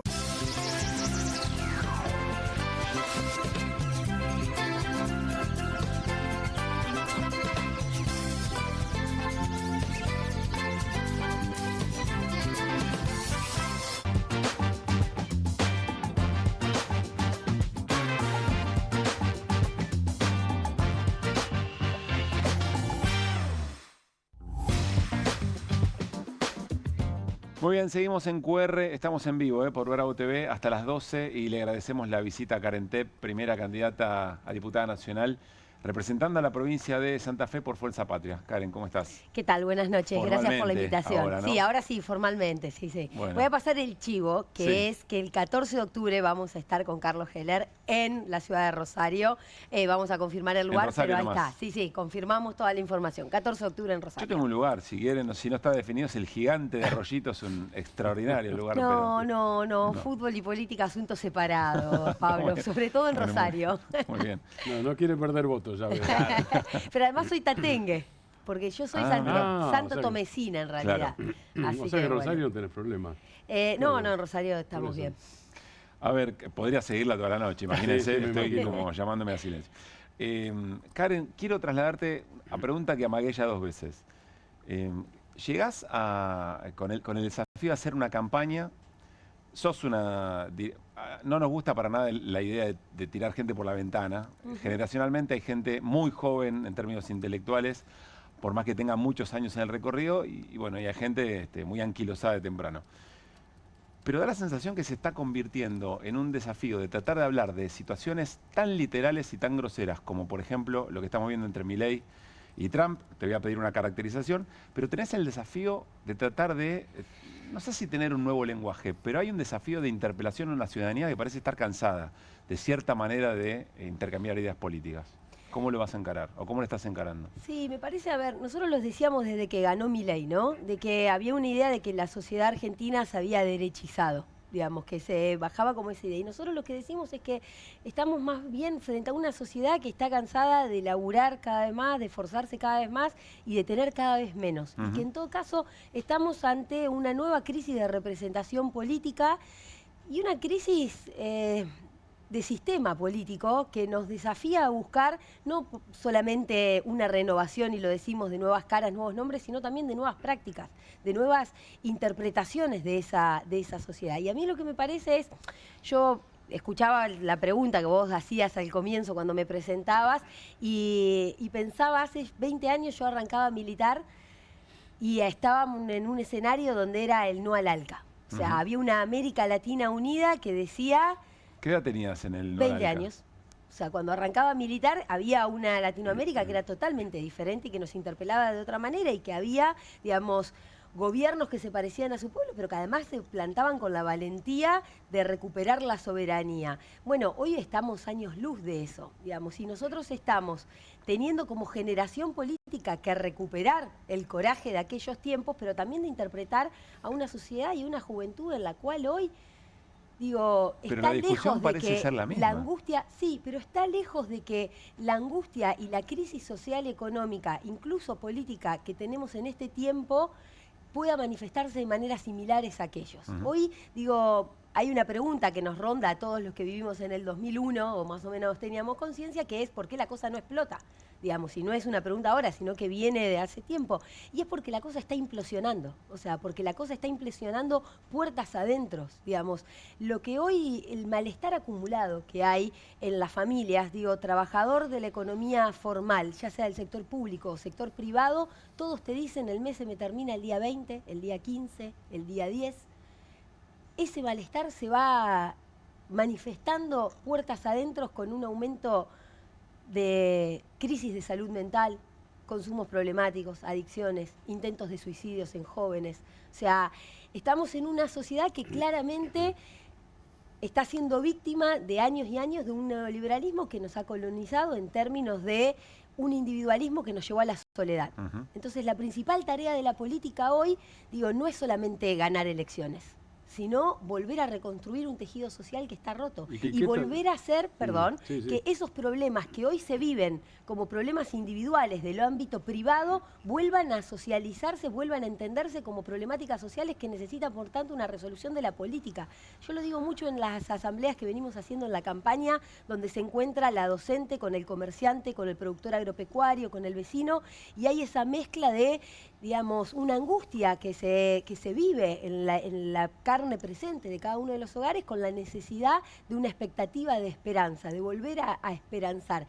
Y a nosotras las mujeres tenemos una práctica que fue, o un aprendizaje que fue que la violencia de género también era un problema que nos decían que era del orden privado y doméstico, ¿no? Que era puertas intrafamiliares. Y tuvimos la capacidad de decir, che, si te pasa a vos, te pasa a vos, si te pasa a vos, no es un problema individual. Pues sí que el desafío ahora es parecido en términos de es conectar. Politizar todos esos malestares que hay, sí. exactamente, repolitizar todos esos malestares que hay en una sociedad. Digo, nosotros veíamos cuando estuvimos ahora discutiendo la Constitución de Santa Fe, revisando la Constitución del 49 de Argentina, ¿no? Y ahí Perón planteaba que se tenía que poder garantizarle al trabajador lo mínimo indispensable para una vida digna sin angustias.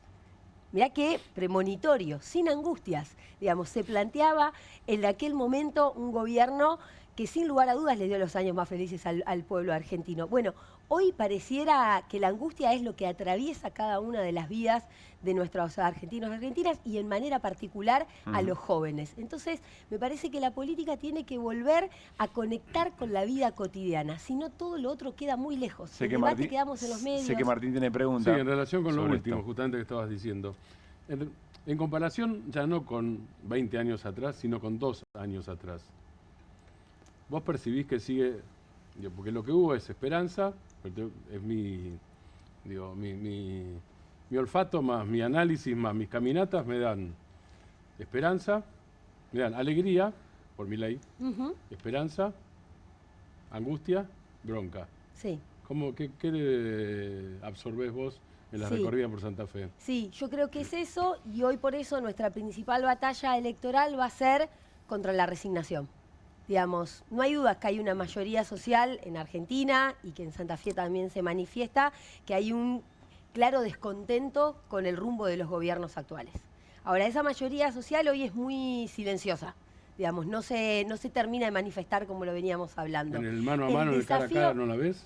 Está en el cara a cara, pero lo que quiero decir es políticamente no se está manifestando y las elecciones van a ser la demostración de si esa mayoría decide participar activamente y manifestarse a través de su voto, o si esa desesperanza, de alguna manera decepción, porque yo comparto con vos, hace 2 años hay un porcentaje importante que votó con ilusión el cambio de rumbos, y que hoy claramente está totalmente en desacuerdo con el rumbo de las cosas. Pero nuestra principal batalla hoy la tenemos para que esa persona no se quede en su casa el 26 de octubre y vaya a votar. Nosotros en la provincia de Santa Fe tuvimos el nivel de participación más bajo de los últimos años.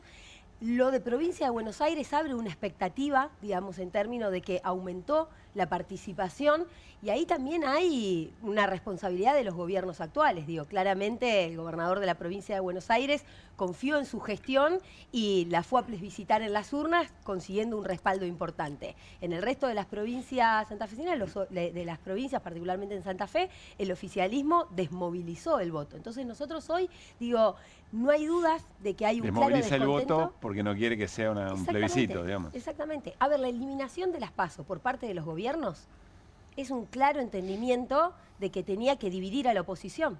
Por eso el principal desafío que teníamos las fuerzas de la oposición y del campo nacional y popular era construir la unidad en todos los territorios.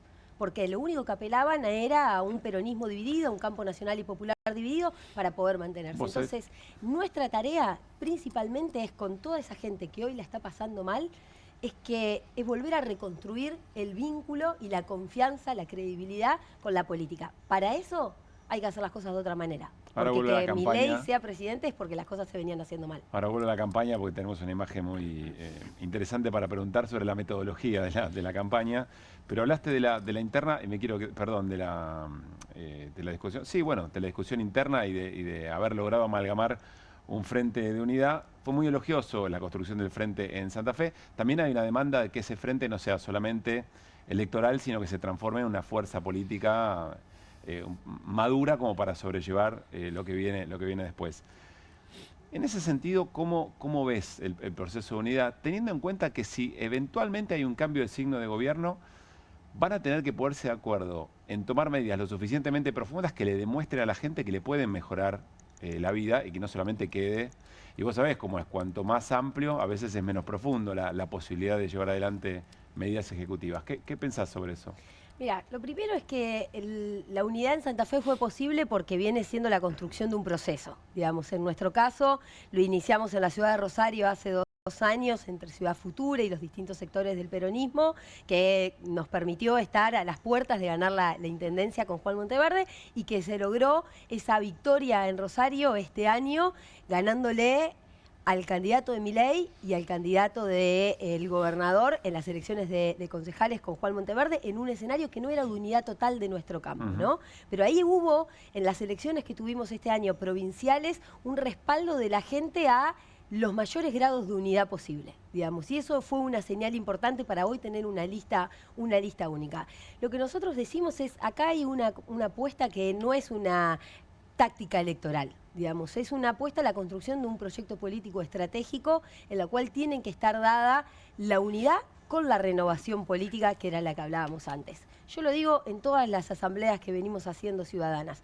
Nosotros el 26 de octubre vamos a ganar en la provincia de Santa Fe y eso va a abrir las expectativas a un escenario de construcción de una alternativa en la provincia. Digo, el gobernador consiguió su derecho a reelección, pero va a tener enfrente no solamente un peronismo, sino un campo nacional y popular que en unidad va a tener una alternativa para ofrecerle a los santafesinos y así aportar a un proyecto nacional. Ahora, nosotros no nos podemos presentar a elecciones si no tenemos una propuesta concreta que le diga a la gente cómo vamos a resolver 2 problemas. ¿Cómo los vamos a empezar a resolver? El acceso a la vivienda y el acceso a los alimentos. O sea, nosotros estamos hablando de que hoy, no solamente en las grandes ciudades, sino que en la mayoría de las ciudades de nuestro país, las personas son inquilinas. El sueño de la casa propia parece absolutamente imposible. El 50% El acceso o a la más vivienda hoy es el alquiler.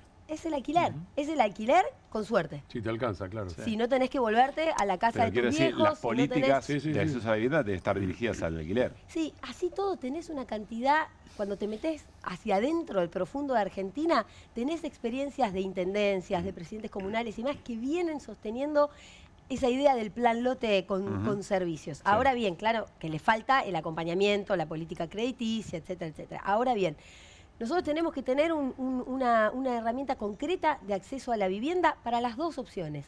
O sea, somos un país donde sobra tierra. Entonces, tenemos que poder tener políticas de acceso a la vivienda con posibilidad de casa propia y crédito, pero también una política de alquileres en las grandes ciudades. Y la segunda cuestión es el de los alimentos.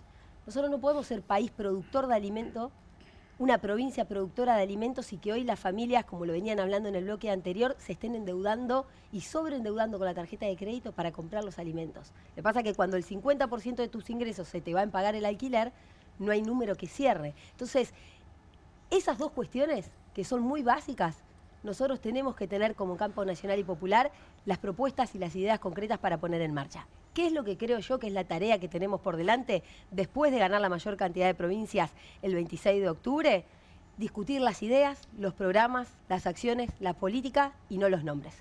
Si nosotros seguimos discutiendo nombres, van a seguir las divisiones. Si nosotros nos ponemos a discutir el programa, vamos a tener mayores grados de coincidencia y los nombres tendrán que estar ¿dónde aparece? Porque los liderazgos son indispensables. Los liderazgos vienen en la discusión del cambio de la cultura política.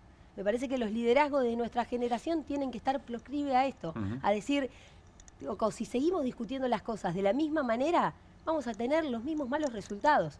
Entonces, pongámonos de acuerdo en cuáles son las ideas, animémonos a democratizar más nuestro movimiento, animémonos a darle mayor participación y protagonismo a nuestra militancia, y después de ahí vamos a ver que vamos a tener la fuerza suficiente, no solamente para ganar elecciones, sino para tener un pueblo movilizado, porque cuando nos toque gobernar, vamos a tener que apelar a la construcción de un poder distinto que sea el que nos sostenga para poder enfrentar y tocar los intereses que haya que tocar. Martín. Pablo mostró antes, al principio, títulos por la bronca de productores y chacareros, por lo que vos vas a hablar de la gran estafa, ¿no? Vamos a hablar de eso. Bien, Guido lo explica después, pero queda claro que esa es gran estafa porque Totalmente. un grupito de cerealeras se quedó con la guita. ¿Qué palpaste vos en Santa Fe? Porque es uno de los centros productivos de la Argentina. Y me tocó estar justo en los departamentos de producción agrícola más importantes. Primero cuando salió la medida, digamos, que claramente lo dijimos, esto está haciendo, no es una medida para el campo, es una medida para el gobierno de Milei, que necesita en un manotazo de ahogado poder conseguir dólares para sostenerse. El productor agropecuario, pequeño y mediano productor agropecuario, ya había vendido. Esa es la primera realidad. Con lo cual estaba claro que esta era una medida para las grandes exportadoras. Lo que no pensamos era que iban a dejar los dedos pintados tan rápidamente y de una manera tan notoria. ¿Y hay bronca? Claramente que hay bronca del productor un poco más grande, pero además de la tomada de pelo a todo el sector, ¿no? Pero yo creo que es un buen caso porque lo que pasó el día del decreto, del anuncio de las retenciones, que claramente era una medida electoralista porque tenía como fin del plazo el 31 de octubre, el mismo día se decide poner en suspenso la ley de emergencia en discapacidad. Y gobernar es tomar decisiones y es priorizar, ¿no?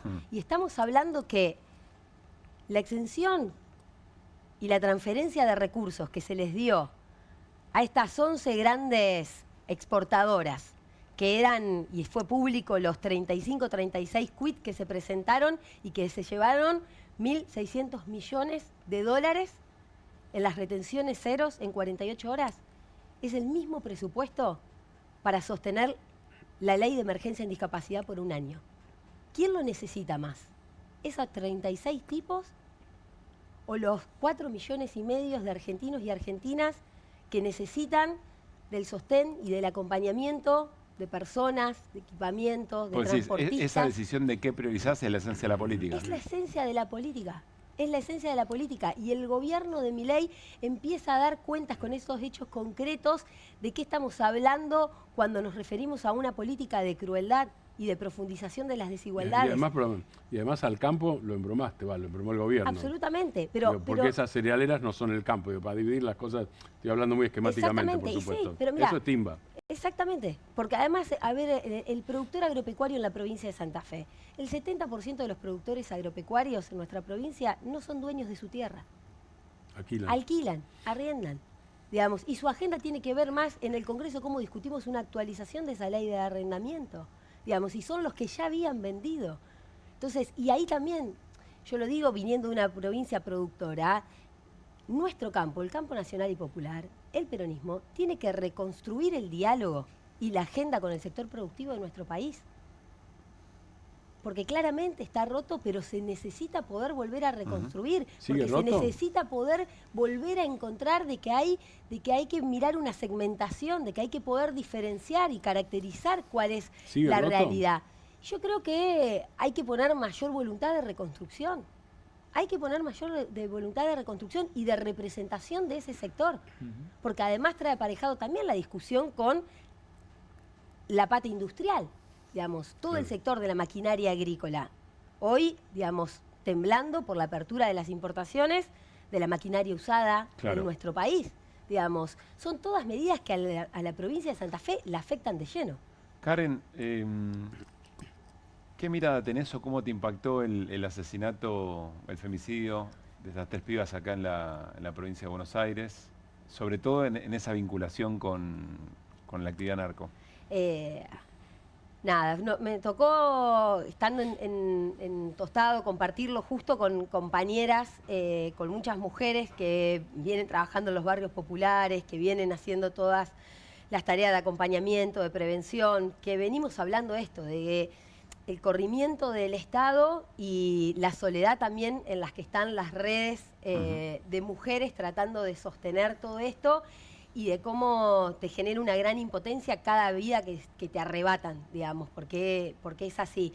Y también el dolor y la angustia de que cada vez que las víctimas son pobres o mujeres, y si son pobres y mujeres, le cae todo el poder de culpabilizarlas, ¿no? De que las víctimas son responsables de su propia muerte. Yo vengo de una ciudad donde la discusión del narcotráfico, donde las consecuencias del abandono del Estado en los territorios ya la venimos denunciando desde hace mucho tiempo. Estamos absolutamente convencidos de que la única manera para poder enfrentar estos son 3 cosas al menos. Una, un pacto lo más amplio, plural y posible de todos los espacios políticos, pero que no basta solamente con la política, que se necesita al sector empresario, a los medios de comunicación, a las iglesias, trabajando en una política de Estado para abordar esta problemática, porque lo hemos visto en otros países de América Latina. Esto se termina configurando en una cuestión que es mafias o democracia, digamos. Cuando el Estado se corre de un territorio y lo ocupan las lógicas mafiosas de la narcocriminalidad, ahí el Estado pierde autoridad y reconstruir el gobierno sobre ese territorio se hace muy difícil. Más el lavado, ¿no? Más el lavado de dinero y al mismo tiempo la necesidad de poder combinar un Estado presente y un Estado presente que no tiene que estar solamente con su faz represiva, sino que esa faz represiva tiene que estar subordinada a una política de inclusión en serio, de integración de esos barrios en serio. Digamos, lo que necesitamos hacer es estrangularle la capacidad de captación que tienen las bandas narcos de los pibes, y para eso se necesitan muchos recursos en programas de prevención social del delito que le disputen a los pibes y a las pibas, que no tiene que ver solamente con una salida económica, sino también con proyectos que les generen sentido de pertenencia y de identidad. Y para eso se necesita, además de un Estado presente, una comunidad organizada. Un Estado que acompañe, que fortalezca la reconstrucción del tejido social y de los lazos sociales en el territorio. Si no, es imposible.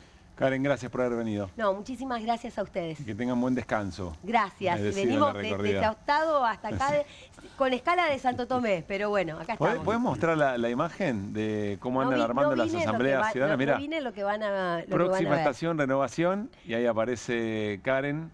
Bueno, y aparece un peque que ya se metió en la... Sí, con Lucas. ¿No? La va militando. Mirá, ahí hay otra imagen, ahí está Juan Monteverde. No vine en el colectivo acá, quiero aclarar. La idea es que van con el colectivo, llegan, hacen trabajo territorial y se arma ahí la asamblea. Exactamente, llega un par de días antes, estamos haciendo estas asambleas ciudadanas en cada una de las ciudades de los 19 departamentos. Llega un grupo de militantes un par de días antes, convoca, recorre, lleva adelante la propuesta y cerramos con una asamblea, como decíamos antes, que la verdad están siendo muy esperanzadoras. Karen, gracias, en serio. No, muchísimas gracias a ustedes. Bueno, nos vamos a una pausa. Cuando volvamos, hablamos de los indicadores de pobreza muy cuestionados. Hoy aparecieron, el gobierno, por supuesto, lo festeja porque la reducción es, por lo menos en la estadística, muy importante. Y hablamos y le damos un poco más de detalle a la gran estafa sobre los productores agropecuarios a partir de todo el tema de retenciones. Ya venimos. Con energía voy a despertar. Duermo mejor con Belmo. Belmo, Belmo, Belmo es el colchón ideal. Duermo mejor con Belmo. Belmo, Belmo, con Belmo sueño espectacular. En Pilar contamos con Mimuni, nuestra herramienta digital de atención ciudadana para solicitar turnos, realizar trámites y gestionar reclamos de manera ágil y cercana. Descárgate la app o chatea con nosotros por WhatsApp a través de 11 52 38 68 64. Las 24 horas del día. También podés acercarte a cualquiera de nuestros puntos Muni de lunes a viernes de 8 a 18 horas y los sábados de 9 a 15 horas. En Pilar seguimos acercando el Estado a todos y todas las pilarenses. Pilar presente con futuro.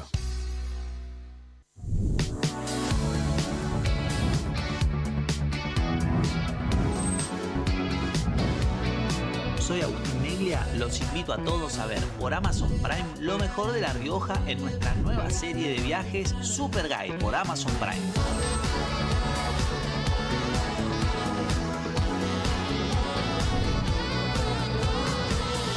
Una excursión increíble en La Rioja, ojalá que puedan venir algún día porque es una experiencia inigualable.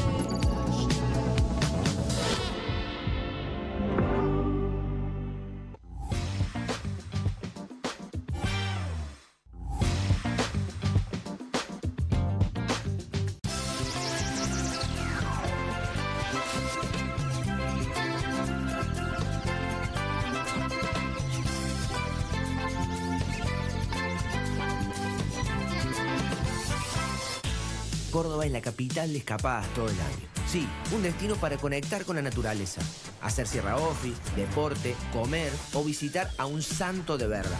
Un lugar preparado para que puedas disfrutar todo el año. Vení a Córdoba, disfruta más fácil.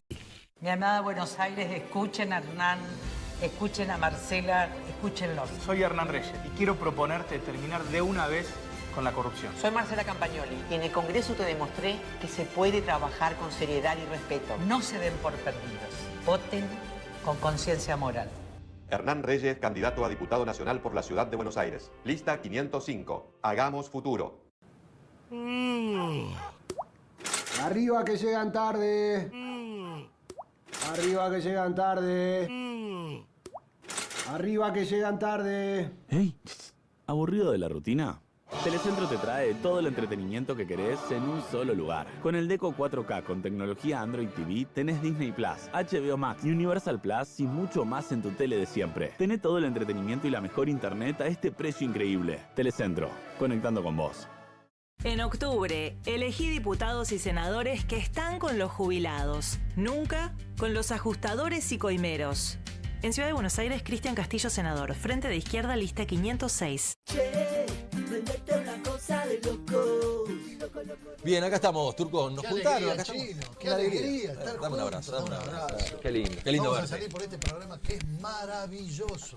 Esto es Cata TV Streaming y aparte nos fusionamos con Bravo TV. Qué fusión, qué alucinante. Cuando el talento se une para llevar entretenimiento.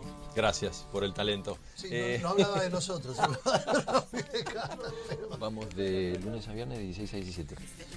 De lunes a viernes, de 16 a 17 en... ¿Cómo se llama? Esto es Cata TV Streaming, Bravo TV y esto es Una Cosa de Locos. Una cosa de locos. Qué bueno. Programa. Por Cata lo vas a ver, por Cata lo vas a disfrutar. Che, prendete una cosa de loco. Bienvenido a todo Latinoamérica. Caras TV llegó a DirecTV, el canal de las celebridades. Entretenimiento exclusivo las 24 horas del día. Más Caras, con la conducción de Héctor Maugeri. Red Carpet, Caras News, Caras Realeza, Caras Fashion, Caras TV. Llegó a DirecTV. Contenidos exclusivos para toda Latinoamérica. Este 26 de octubre pongámosle un freno al saqueo de Milei. Votá en defensa propia. Votá nacionalismo. En Capital Federal, votá Ángel Romero, senador nacional. Frente Patriota Federal. Durante años nos dijeron que no hay alternativa. Nos acostumbraron a elegir entre lo malo y lo peor. Pero no es verdad. Hay otra manera. Hay otra manera de tener déficit cero, sin recortar ni pegarle a los jubilados. Una manera que une, no que divide. Hay otra manera. Es con Graciela, es con Martín, es Unidos. Ciudadanos Unidos. Graciela Ocaña, Martín Ocampo, candidatos a senadores nacionales por la Ciudad de Buenos Aires. Lista 504. Vamos por un impuesto permanente a las grandes fortunas que financie la salud y la educación que nos merecemos. Vota Comunistas. Antonella Bianco, diputada. Partido Comunista. Lista 314.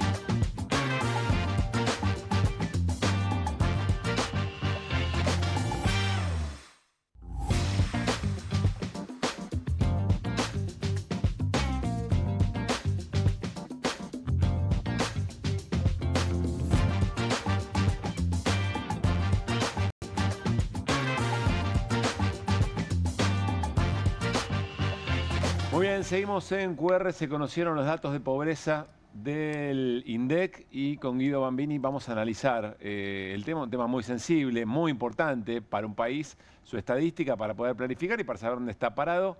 No todo es tan sencillo en la Argentina, Guido, ¿no? No, me parece que esa es una buena primera oración, una primera afirmación para empezar a pensar un poquito sobre este indicador, sobre el indicador de pobreza. Y una reflexión que venía pensando al respecto, digo, lo decíamos en la mesa, ¿no? Si todo está tan bien y este gobierno sacó 12 millones de personas de la pobreza, es difícil entender cómo puede perder una elección por 14 puntos, ¿no? en la provincia de Buenos Aires. Vamos a ver las placas que traje para ver las cuestiones metodológicas. Nos vamos a meter en algunas cuestiones metodológicas del indicador de pobreza. Bueno, el dato concreto que arrojó el INDEC, estos son los primeros semestres. La primera cuestión que hay que decir es que hay que comparar semestres equivalentes. Primer semestre de 2025 contra primer semestre de 2024. Arroja una caída de 21 puntos en la medición oficial. Sí, muy importante también había sido la suba del primer semestre del 2023 al 2024 con la aceleración inflacionaria. Una primera cuestión que hay que mencionar es que Milei siempre, el presidente siempre plantea o se compara con este primer semestre de 2024, que ya es parte de su gobierno. Me parece que eso hay que ponerlo sobre la mesa. Ese 53% es todo Milei. Claro, tiene un rol central la devaluación del tipo de cambio del 118%, el salto del tipo de cambio del 118% en el mes de diciembre del 2023, que ya era gobierno Milei, gobernó 20 de esos 30 días, asumió el 10 de diciembre de 2023. Así que ese primer semestre de 2024 es pobreza marca Milei, digamos. De todas maneras podría decirte, bueno, pero la comparación con el 2023 también es menor. Eso es cierto. 10 puntos menos. Eso es cierto, por eso vamos a meternos en la discusión metodológica. Hoy salió otro dato paralelo al de pobreza, que lo tenemos en la placa siguiente, que es el de salarios del INDEC. Fíjense, en el primer semestre del 2025, estancados los salarios privados registrados, los públicos registrados, y el total de registrados. Bueno, acá, digo, yo suelo traer también la medición de los salarios con la actualización de los ponderadores, ¿no? Recordemos, el INDEC utiliza para el cálculo de inflación y también para el cálculo de la pobreza, por eso lo introduzco de esta manera, los ponderadores de la Encuesta Nacional de Gastos del Hogar del 2004-2005, ¿no? Cuando ya hay una existente del 2017-2018 y que refleja mucho mejor los patrones de consumo de la sociedad argentina, donde le da un peso mucho mayor a los servicios que a los bienes. Bueno, lo que vemos en la placa siguiente es expresado en un trabajo de la consultora que les decía, de Equilibra, Martín Rapetti la dirige, y de la Universidad de La Plata, un paper académico que corrige por la Encuesta Nacional de Gastos del Hogar la medición de la pobreza. Y fíjense, la línea violeta, esto está hecho, no está actualizado hasta el último trimestre, es decir, hasta los datos de ahora de junio del 2025, pero sí está hasta el primer trimestre del 2025. Y lo que me parece interesante es mostrar cómo sube el nivel de toda la serie, ¿no? Digo, en primera instancia sube el nivel, está la serie original, está en negro, y cómo sube el nivel de toda la serie mostrando un aumento importante de la pobreza si consideramos los ponderadores de la Encuesta Nacional de Gastos del Hogar del 2017 y 2018. La cuestión es que ha habido un cambio de precios relativos muy importante al inicio del gobierno de la gestión de Milei, y estos ponderadores atrasados no han tomado esos cambios en los precios relativos y en alguna medida, subponderan la línea de pobreza, que en definitiva es la canasta básica total. Y en definitiva, esa subponderación o la no actualización de esos ponderadores hace que en gran medida muchos de los hogares y de las personas queden por encima de esta línea de canasta básica total no actualizada por la no actualización de estos ponderadores. La línea violeta sería con la nueva ponderación, con ese mayor peso, entre otras cosas, por ejemplo, de los servicios. Exactamente. Vemos que la tendencia igualmente es decreciente, claro, sube todo el nivel. Bueno, pero esta es una de las cuestiones metodológicas que hay que tener en cuenta. La otra cuestión metodológica la traemos lo que recién decía Guido es, más allá que no es lo mismo un 34 de pobreza que un 53, sin embargo, aún sigue siendo menor que la que recibió el gobierno anterior, que era 57,4. Exactamente, sí. Lo que vemos es que está en niveles muy similares a los que recibió luego de las correcciones esta y la siguiente que traemos en la próxima placa. Bueno, algo que dijo también Agustín Salvia, un investigador de la UBA y CONICET y del Observatorio Social de la UCA en este programa, me detengo en el tercer párrafo que Agustín plantea. Nuestras pruebas sugieren que desde fines de 2023 ha habido un cambio en el instrumento de medición de los ingresos, no así de la pobreza, que ha mejorado notablemente la captación de los mismos, especialmente los no laborales y provenientes del trabajo informal. Es decir, desde el último trimestre del 2023, previo a la asunción de Javier Milei, se cambiaron algunas de las preguntas de la encuesta permanente de hogares, de la EPH, que es de donde se captan los datos para poder sacar, en definitiva, terminar de construir el dato de pobreza. Bueno, lo que plantea Agustín Salvia es que, no cuestiona la medición de la pobreza, sino que dice, bueno, A partir de este cambio en la metodología de la EPH, es difícil compararlo con el pasado, porque antes no estaban estas preguntas que le permiten al encuestador determinar mejor algunos de los ingresos que antes no eran declarados. ¿Se entiende? Sí. Ahora hay una declaración mayor de algunos ingresos no laborales, por ejemplo, transferencias del Estado, por ejemplo, pero que, digo, hay que marcarla esta diferencia que hay en la encuesta permanente de hogares. Antes no se hacían estas preguntas, ahora se hacen. Eso me parece que es algo para festejar, que se mejore la metodología, pero hay que tenerlo en cuenta a la hora de leer el dato de pobreza que estamos viendo ahora. Bien. Seguimos con las cuestiones. Y claramente hay una decisión política de no hacer el cambio de esa medición para mejorar un poco la estadística. Exactamente, tanto Salvia como hoy hay un comunicado también de la UCA planteando esto, que ya están las metodologías tanto del índice de precios al consumidor como de pobreza digamos, para cambiarlas en definitiva, y por una cuestión política la están frenando. Claro. Bueno, con estas dos cuestiones que te menciono, estas dos correcciones metodológicas, esta sería la pobreza calculada por Equilibra. Fíjate que es muy parecido a lo que te decía, 43,3% sería en el primer trimestre de este 2025, muy similar a la que deja Alberto Fernández y unos puntos por encima de la pobreza que deja Macri.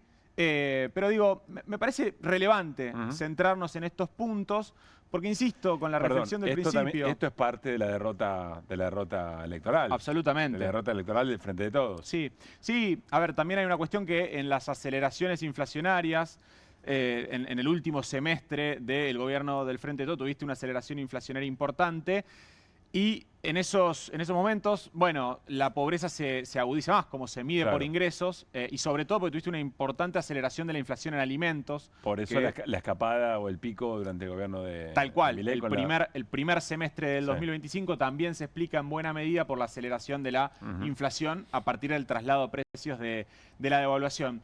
Cuestiones metodológicas me parecen importantes y vuelvo con la reflexión del principio. Digo, a mí siempre me surge esta duda o intento ser crítico de cuestionar el discurso oficial. Digo, me parece que salieron 12 millones de personas de la pobreza, bueno, se contrapone con algún resultado electoral importante de una provincia de la más importante en cantidad de población de la Argentina. Claro. Bueno, hace por lo menos pensar o plantear el interrogante de que algo no cierra. Gracias, Guido. Quiero que compartamos este momento que vivió Alejandro Álvarez, es el subsecretario de Políticas Universitarias, en una reunión donde estudiantes universitarios lo increparon, no violentamente, quisieron hacerle algunas preguntas respecto del momento del financiamiento de las universidades nacionales. Y miren lo que pasó. Teníamos un par de preguntas, vinimos a participar del espacio Estudiantes. Simplemente queríamos preguntarle a Álvarez, al subsecretario de Políticas Públicas, ¿qué va a hacer con la ley que se vetó a financiamiento universitario? ¿Qué va a hacer con la beca Minerizar?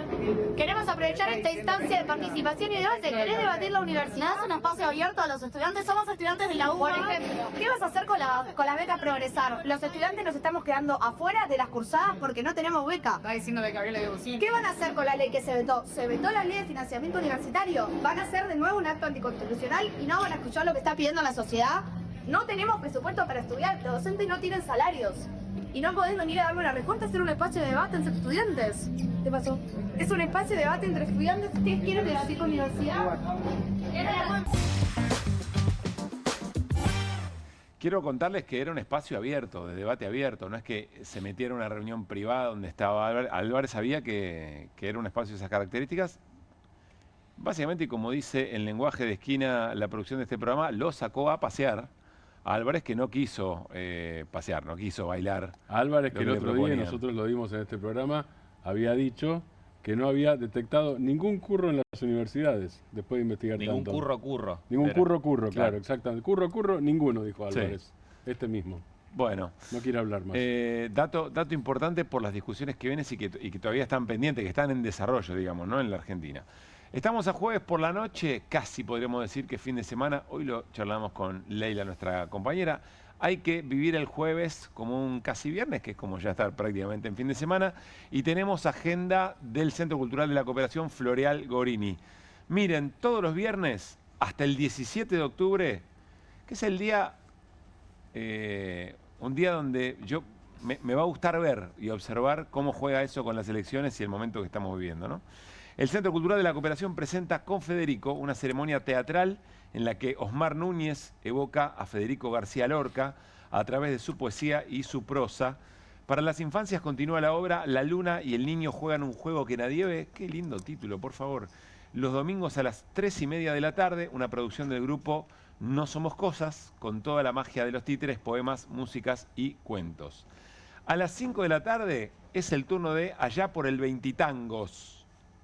Una cita con el teatro y el tango, con dirección de Santiago Doria y un gran elenco. También pueden visitar la muestra Archivo Resistencias Tipográficas, recientemente inaugurada en la Sala Vigo, con curaduría de Raquel Massi y Juan Pablo Pérez. Una exposición que reúne una multiplicidad de afiches producidos por artistas y tipógrafos en los últimos 10 años que encuentran, a través de este vocabulario visual, una manera de interpelar críticamente el contexto social. Los horarios de visita de esta muestra son lunes a viernes de 12 a 8 de la noche, sábados y domingos de 14 a 22. Para más información pueden ver la agenda completa en la web del CCC, www.centrocultural.com, o seguirlos a través de sus redes. Bueno, Martín, en el marco de la discusión de este acuerdo unilateral, como lo hemos bautizado, del unilateral y acuerdo para ello, digamos, entre el gobierno de Milei y el gobierno de Trump, aparece el tema China. ¿De qué manera China se inserta en los intereses de la Argentina, Martín? Aparece siempre porque Estados Unidos tiene una obsesión. Estados Unidos tiene un enfrentamiento con China, mayor todavía el enfrentamiento que tiene con Rusia, pero además hay una alianza ruso-china para meternos para darle un marco geopolítico, aunque sea breve, a esto. Y además hay una preocupación porque Estados Unidos cree, según la doctrina del destino manifiesto, que es expandirse hacia el resto, hacia América Central, el robo de México mediados del siglo XIX, y después hacia toda América. No es solamente la doctrina de Monroe, después viene la doctrina del destino manifiesto, que es el destino es expandirse, y expandirse hasta acá, digamos, toda América. Antes vos mostrabas, era Werner, ¿no? Sí, Alejandro Werner. Bueno, abajo decía que era el ex director del área hemisferio occidental del Fondo Monetario Internacional. El Departamento de Estado también se llama hemisferio occidental, es América. Es América. Esa doctrina está en el Fondo Monetario Internacional, en el Departamento de Estado, eso es el hemisferio occidental. Entonces acá no entra nadie, en algún momento fue acá que se vaya a Inglaterra, porque Inglaterra estaba, y ahora acá no entra China. Con un problemita. China ya es, vos nombraste México al principio del programa, China es el segundo socio comercial de México. El primero es, obviamente, Estados Unidos. En el caso de la Argentina varía entre el primero y el segundo, ¿no es cierto? Primero Brasil. Hoy el segundo, primero Brasil. Ahora, Estados Unidos dice, lo viene diciendo Scott Bessent a cada rato, lo dijo Peter Lamelas, el embajador ya jurado, lo dice Trump, digo, que la Argentina, a partir de este acuerdo, o de este intento de acuerdo unilateral, como vos decías, Pablo, tiene que detener la influencia china. Y entonces me puse a hacer un pequeño resumen de qué hay de China y llegué a la conclusión de que eso ya es imposible. Podés no construir algunas cosas nuevas, pero China tiene inversiones en litio, ya están, no es futuro, inversiones en litio que extrae por el puerto de Rosario. Hay un acuerdo que podría ser frenado, ahí tenés una posibilidad, por la construcción de otra central nuclear que es Atucha 3.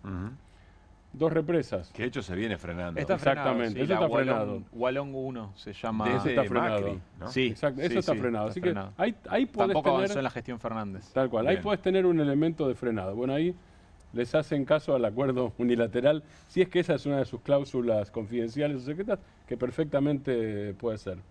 Las represas que yo sepa están avanzando, las Néstor Kirchner y las Zepernik. No, ahora no. Están paradas. Ahora están paradas, bien, otro ejemplo más. Otro ejemplo más de frenado posible. Siempre hay de tanto en tanto un anuncio de que se retoman, tal cual. Están frenadas, sí. Exploración de petróleo y gas, China está. Entre las... en la gran estafa también están los chinos. Sí, claro. En la gran estafa también hay una empresa china. ¿Te referís al tema de retenciones? Al de retenciones y a las exportadoras. Cofco, sí. Estaba pensando a las exportadoras que justamente aprovecharon esa retención cero en 2 segundos, hicieron grandes ganancias. También hay una empresa china. Ya está esa empresa china. Industria Pesquera de Santa Cruz está China. swap de moneda está China. Eso se podría revertir eventualmente, ¿no? Sí, ¿O es el intento? sí, lo que pasa es que revertir algunas cosas hay que pagar 5.000 millones de dólares. Tenés que pagar y significa hostigar. Entonces, ¿a cambio de qué hostigás? Digo, yo no estoy... Digo, si yo tuviera que decir cuál es el diseño ideal de política exterior, no es, obviamente, es no alinearse con ningún país, por supuesto. Y tener en cuenta las realidades, digo. No pelearse tontamente con Estados Unidos, tampoco pelearse tontamente con China y tampoco pensar que China es la salvación o Estados Unidos es la salvación. El tema es la diversificación. Ni abrazarse a un gobierno genocida, digamos, ¿no? Como Sí, el por de supuesto. Netanyahu. Tal cual, exactamente. Ahora, dentro de eso también hay límites. No se puede desmontar todo. Y no se puede, digo, aunque se quiera, digo, es imposible ya a esta altura cortar relaciones con China o no desarrollar lo que ya está desarrollado o empezar a hostilizar o hostigar. Sin necesidad Porque de cortar. si vos hostigás, vas a tener retaliación, como se dice en política internacional. Vas a tener represalia. ¿Quién te cubre la represalia? ¿Otro préstamo al fondo? Digo, no, eso ya sabemos que no, porque es deuda pura. ¿Quién cubre la represalia? Claro. Digo, eso existe en la política internacional. Ahora- Eso lo tienen en cuenta los europeos, lo tienen en cuenta Brasil y lo tienen en cuenta los propios norteamericanos cuando negocian aranceles. Claro. Yo no estoy hablando de un mundo ideal, estoy hablando del mismo mundo en el que los países hoy discuten aranceles, discuten protección, discuten entrada a nuevos mercados en un mundo fragmentado, discuten inversiones. Yo estoy hablando de eso. Bien. Digo, la Argentina de Milei podría frenar algunas cosas. Extirpar, ya que les gusta tanto para hablar de, ¿no? Estaba la extirpación Cuca como Sí. era el ideal de Patricia Bullrich. Bueno, eso parece que es difícil. Y también es muy difícil ya extirpar una relación tan profunda como la que tiene la Argentina con China, como sería a la inversa. Estados Unidos es un socio comercial y un inversor importante en la Argentina. Dicho así, también sería imposible cortarlo. Digo, aquí no hay un proyecto, digo, estamos en otra época, no importa si uno está de acuerdo o no está de acuerdo, la visión histórica que tenga, digo, no estamos discutiendo la revolución cubana en la Argentina y tampoco estamos discutiendo el opuesto, ninguna de las dos cosas. Martín, gracias. Gracias a usted. Guido, gracias también. Por favor. Nos estamos despidiendo. Hoy nos quedamos sin escroleo, ¿no? Mucha información en el programa de hoy, pero hay escroleo interesante para mañana que le vamos a compartir, cosas que tenemos allí guardadas. Sí, había cosas importantes. Nos reencontramos mañana, gracias por haber estado ahí. A las 10 de la noche hacemos QR de viernes aquí en Bravo TV. Pásen bien.